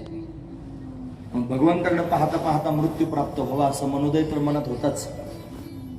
नखशिखांत भगवंताला पाहिलं भीष्माचार्यांनी. मोठे भाग्यवान आहेत महाराज. दुर्योधन पाणी पाजण्याकरिता आलं होतं, पिले नाही. अर्जुनाला म्हणले, अर्जुना फार तहान लागली रे. अर्जुनानं पाताळ गंगेचं स्मरण करून बाण मारला म्हणतात. गंगा प्रत्यक्ष प्रगट झाली. गंगा त्यांची आई आहे भीष्माचार्यांची. गंगा त्यांनी प्राप्त झाली. सगळे आप्तच्या अवतीभोवती उभे आहेत. ऋषीमुनींना कळालं होतं भीष्माचार्य शरीर सोडणार आहेत. ऋषीमुनी आले होते. जगन्नियंता परमात्मा भीष्माचार्यांच्या समोर प्रत्यक्ष उभा आहे. एवढ्या सगळ्यांच्या समवेत त्यांनी भीष्माचार्य भगवंताकडे पाहतायत. नखशिखांत भगवंताला त्यांनी महाराज पाहिलं आणि पाहता पाहता हळुवारपणे नेत्र बंद करून घेतले. नेत्राच्या माध्यमातून त्यांनी हृदयापर्यंत भगवंताला नेलं. भगवंताशी एकरूप झाले आणि मग भीष्माचार्यांची दिव्य असणारी प्राणज्योत निघाली. ती सर्वांच्या समोर पाहता पाहता भगवंताच्या मुखारविंदामध्ये विलीन झाली. भीष्माचार्यांनी शरीर सोडून दिलेलं आहे. लोक म्हणतात भीष्माचार्य उत्तरायणाची वाट पाहत होते. महापुरुषांना उत्तरायण दक्षिणायन कशाच हो महाराज? त्यांना सर्वात्मक भाव प्राप्त झालेला असतो. सगळीकडे परमात्माच परमात्मा. ज्ञानी म्हणजे काय? गीतेला जर विचारलं ज्ञानी म्हणजे काय, गीता म्हणते बहुनाम जन्मानाम आणते ज्ञानवान माम प्रपद्यते वासुदेव सर्वमिती स महात्मासु दुर्लभ. वासुदेव सर्वमिती, सगळीकडे वासुदेवच आहे. सगळ्या देशांमध्ये तोच व्याप्त आहे, सगळ्या कालामध्ये तोच व्याप्त आहे, सगळ्या वस्तूंमध्ये तोच व्याप्त आहे. ज्याला सगळीकडे त्यांनी भगवत भाव निर्माण झालेला आहे, सर्व व्यापक स्थिती ज्याला त्यांनी मला अशा पद्धतीनं तयार झालेली आहे, त्याला काय त्यांनी उत्तरायण दक्षिणायन, ही उत्तरायण दक्षिणायन त्यांनी महाराज आपल्यासारख्या सामान्य जीवन करतात. मग ते महापुरुष आहेत. मग वाट कशाची पाहत होती? उत्तरायणाची वाट का पाहत होते? आणि ती उत्तरायणाची नाही, देवाची वाट पाहत होती. भगवान आला पाहिजे म्हणून भगवंताची वाट पाहिली, सार्थकी लागली. महाराज काय शिकायचं याच्यातून? आपल्याला पण एक दिवशी शरीर सोडायचं आहे महाराज. आपला पण शेवट होणार आहे. उपजे ते नासे, नासेले पुनरपी दिसे, हे घटिका यंत्र जैसे परिभ्रमेगा. हे शरीर सुटणारच आहे, हे जाणारच आहे.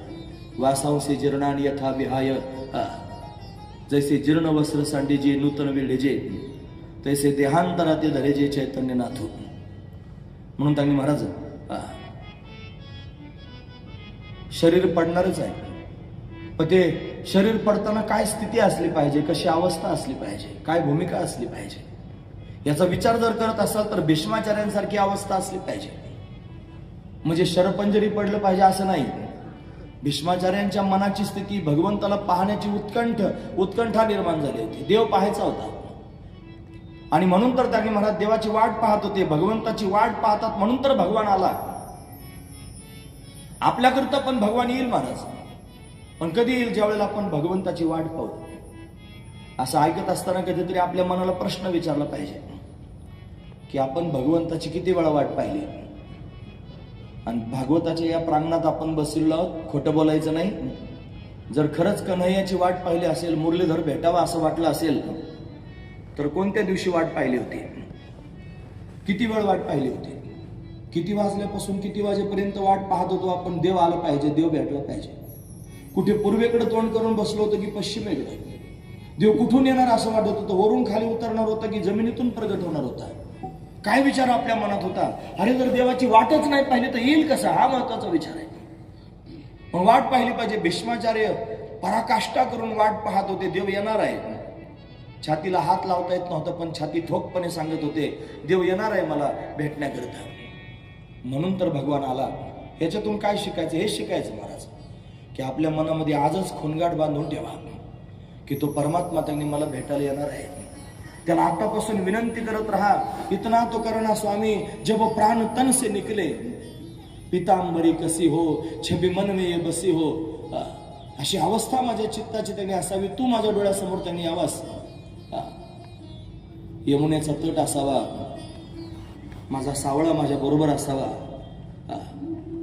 तू त्यावेळेला लवकर ये देवा, उस वक्त जल्दी आना नहीं शाम भूल जाना. मला विसरू नकोस देवा. राधे को साथ लाना. भगवती राधा आणि श्रीजी त्यांना बरोबर घेऊन ये आणि तुला पाहता पाहता माझे प्राण त्यांनी सुटले पाहिजे अशी भावना जर मनात धारण केली तर परमात्मा आपली दखल घेईल. महाराज एक भक्त की हे अर्जी खुद कर्ज की हे गरजी, आगे तुम्हारी मर्जी जब प्राण तन से निकले. अशी भावना आपल्या मनात निर्माण झाली पाहिजे. म्हणून सगळ्यांनी भगवंताची विनंती केली पाहिजे महाराज. ही विनंती त्यांनी महाराज भगवान ऐकत असतो. तो अर्ज आपला त्यांनी महाराज भगवान स्वीकारत असतो. अर्जी हमारी मर्जी तुम्हारी, हे नंदनंदन बाकी बिहारी. अर्ज हमारी, अर्ज हमारी, अर्जी तुम्हारी, हे नंदनंदन बाकी बिहारी. अर्ज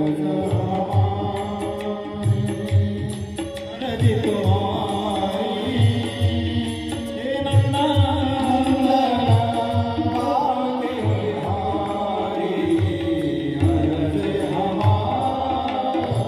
पूजा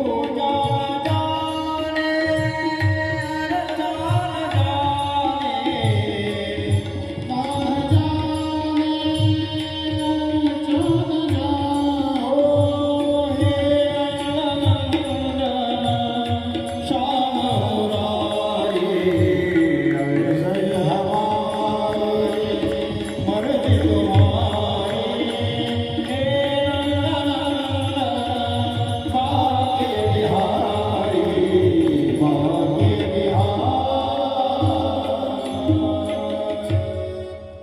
अर्जी हमारी मर्जी तुम्हारी, हे नंद नंदन बाकी बिहारी.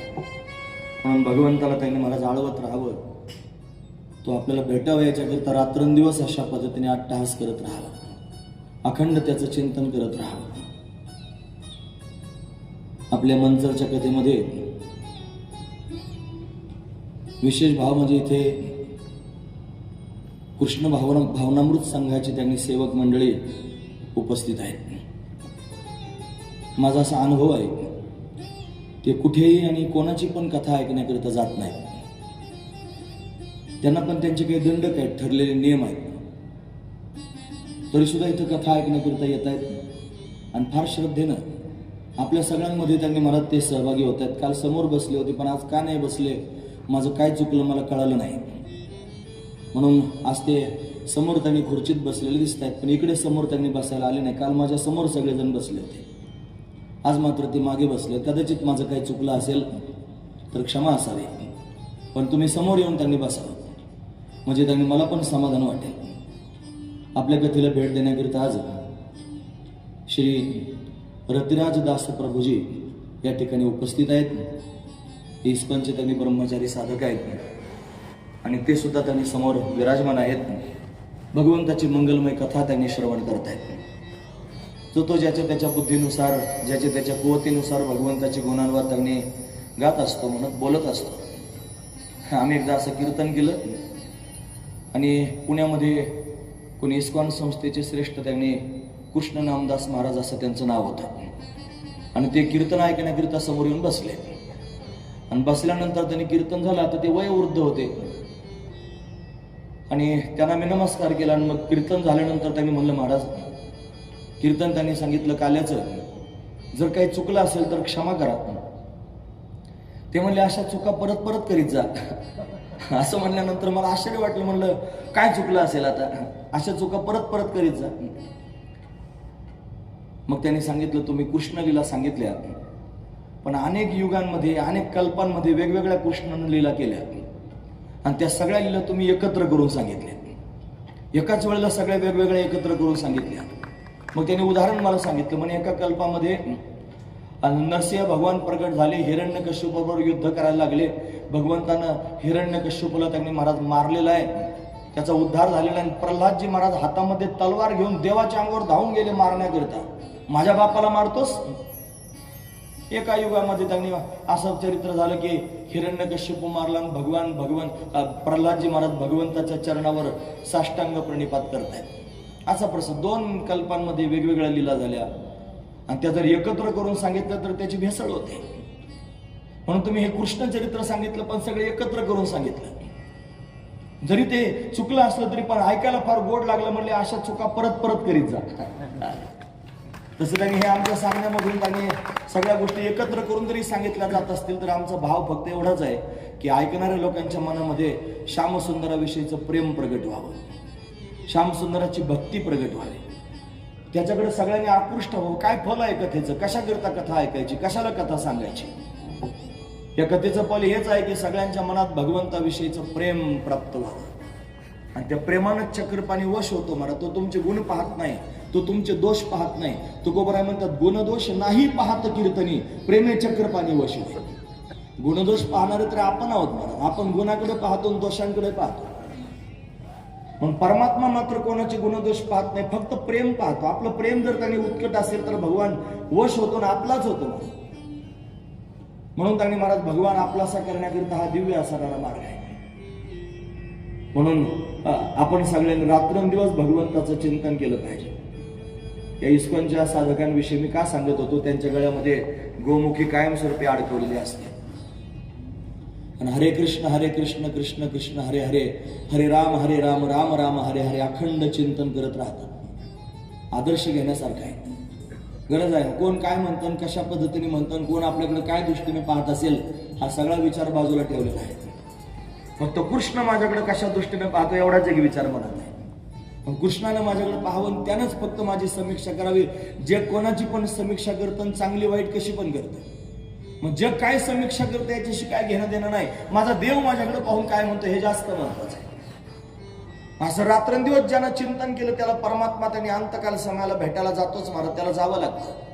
पण भीष्माचार्यांना भेटण्याकरिता परमात्मा प्रत्यक्ष आला आणि येऊन त्यांनी महाराज दिव्य असणारा आनंद भीष्माचार्यांना झाला. भगवंताकडे पाहता पाहता प्राण सोडून दिले. शरीर त्यांनी भीष्माचार्यांचं सुटलेलं आहे. परमगती प्राप्त झाली. साधो साधो जय घोष सर्वांनी केला. धर्मराजानं त्यांनी महाराज अशा पद्धतीने आपल्या भावंडन करून भीष्माचार्यांचा अंत्यविधी करून गेला. चक्रवर्ती सम्राट आहे धर्मराज, त्याला अंत्यविधी करता येत नाही म्हणून त्याने दुसऱ्यांकडून अंत्यविधी करून घेतला. फार रडले पांडव, कारण भीष्माचार्यच त्यांना सांभाळणारे होते, त्याच्याशिवाय दुसरं कोण होतं. भगवान गहिवरला असा दिव्य असणारा प्रसंग या ठिकाणी आपण पाहिला. भगवंतानं भीष्माचार्यांना त्यांनी महाराज त्यांची प्रतिज्ञा पूर्ण करण्याकरिता स्वतःची प्रतिज्ञा मोडून टाकली. आपला मान टले टल जाय, भक्त का मान न टले ते देखा. स्वतःचा अपमान झाला तरी चालेल, पण भक्ताचा अपमान होता कामा नये. म्हणून त्यांनी भीष्मपणे केला खरा, धनुर्धरा रक्षिले. धनुर्धराला त्यांनी महाराज सांभाळा. भीष्माचार्यांचा पण खरा केला, पण स्वतःची प्रतिज्ञा मोडून टाकली महाराज. याच्यापेक्षा काय मोठं असलं पाहिजे जीवन. अरे ऐसी शरण जावे, शक्ती जीवे न वंची. तुकोबाराय म्हणतात, भीष्मपणे केला खरा, धनुर्धरा रक्षिले. ऐसी शरण जावे, अशाला शरण गेलं पाहिजे जो शक्ती जीवे न वंची. म्हणून भीष्माचार्यांना परमगती प्राप्त झाली. तो प्रसंग आपण या ठिकाणी पाहिला. आता भगवान द्वारकेला जाण्याकरिता निघाला. अर्जुन भगवंताच्या बरोबर त्यांनी गेलेला आहे. द्वारकावासी लोकांना निरोप कळाला की भगवान येत आहेत. सगळ्यांनी नगरी सजवलेली आहे. सगळे भगवंताचं स्वागत करण्याकरिता सज्ज आहेत. सुवासिनी औक्षणाचं ताट घेऊन त्यांनी उभे आहेत. सगळे बऱ्याच दिवसापासून भगवान पांडवांच्याकडे संरक्षण करण्याकरिता गेला होता, त्यांचं राज्य देण्याकरिता. द्वारकेचा राणा पांडवागरे. आणि म्हणून तर त्यांनी महाराज एवढ्या दिवसानंतर भगवान येणार आहे. भगवंताच्या 16,108 पत्नी त्यांनी प्रोषित भर्तकी नावाचं व्रत केलं होतं. ज्या स्त्रीचा पती त्यांनी दूर देशाला गेलेला आहे, तो लवकर परत येणार नाही असं तिला माहिती आहे. ती त्यांनी महाराज उदास होते. तिला पतीशिवाय चैन पडत नाही. मग ती त्यांनी गोडधोड खायचं बंद करते, शृंगार करायचं बंद करते, समारंभांमध्ये जायचं बंद करते. हे स्वाभाविक घडतं.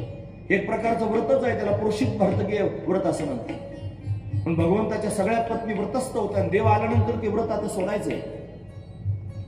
भगवान आले.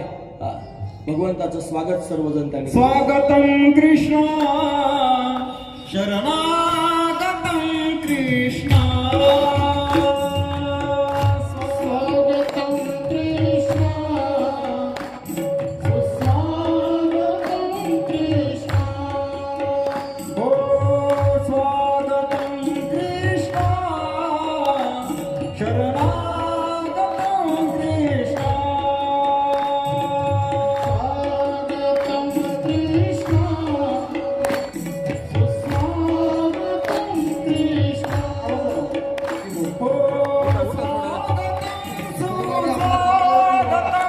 शरणा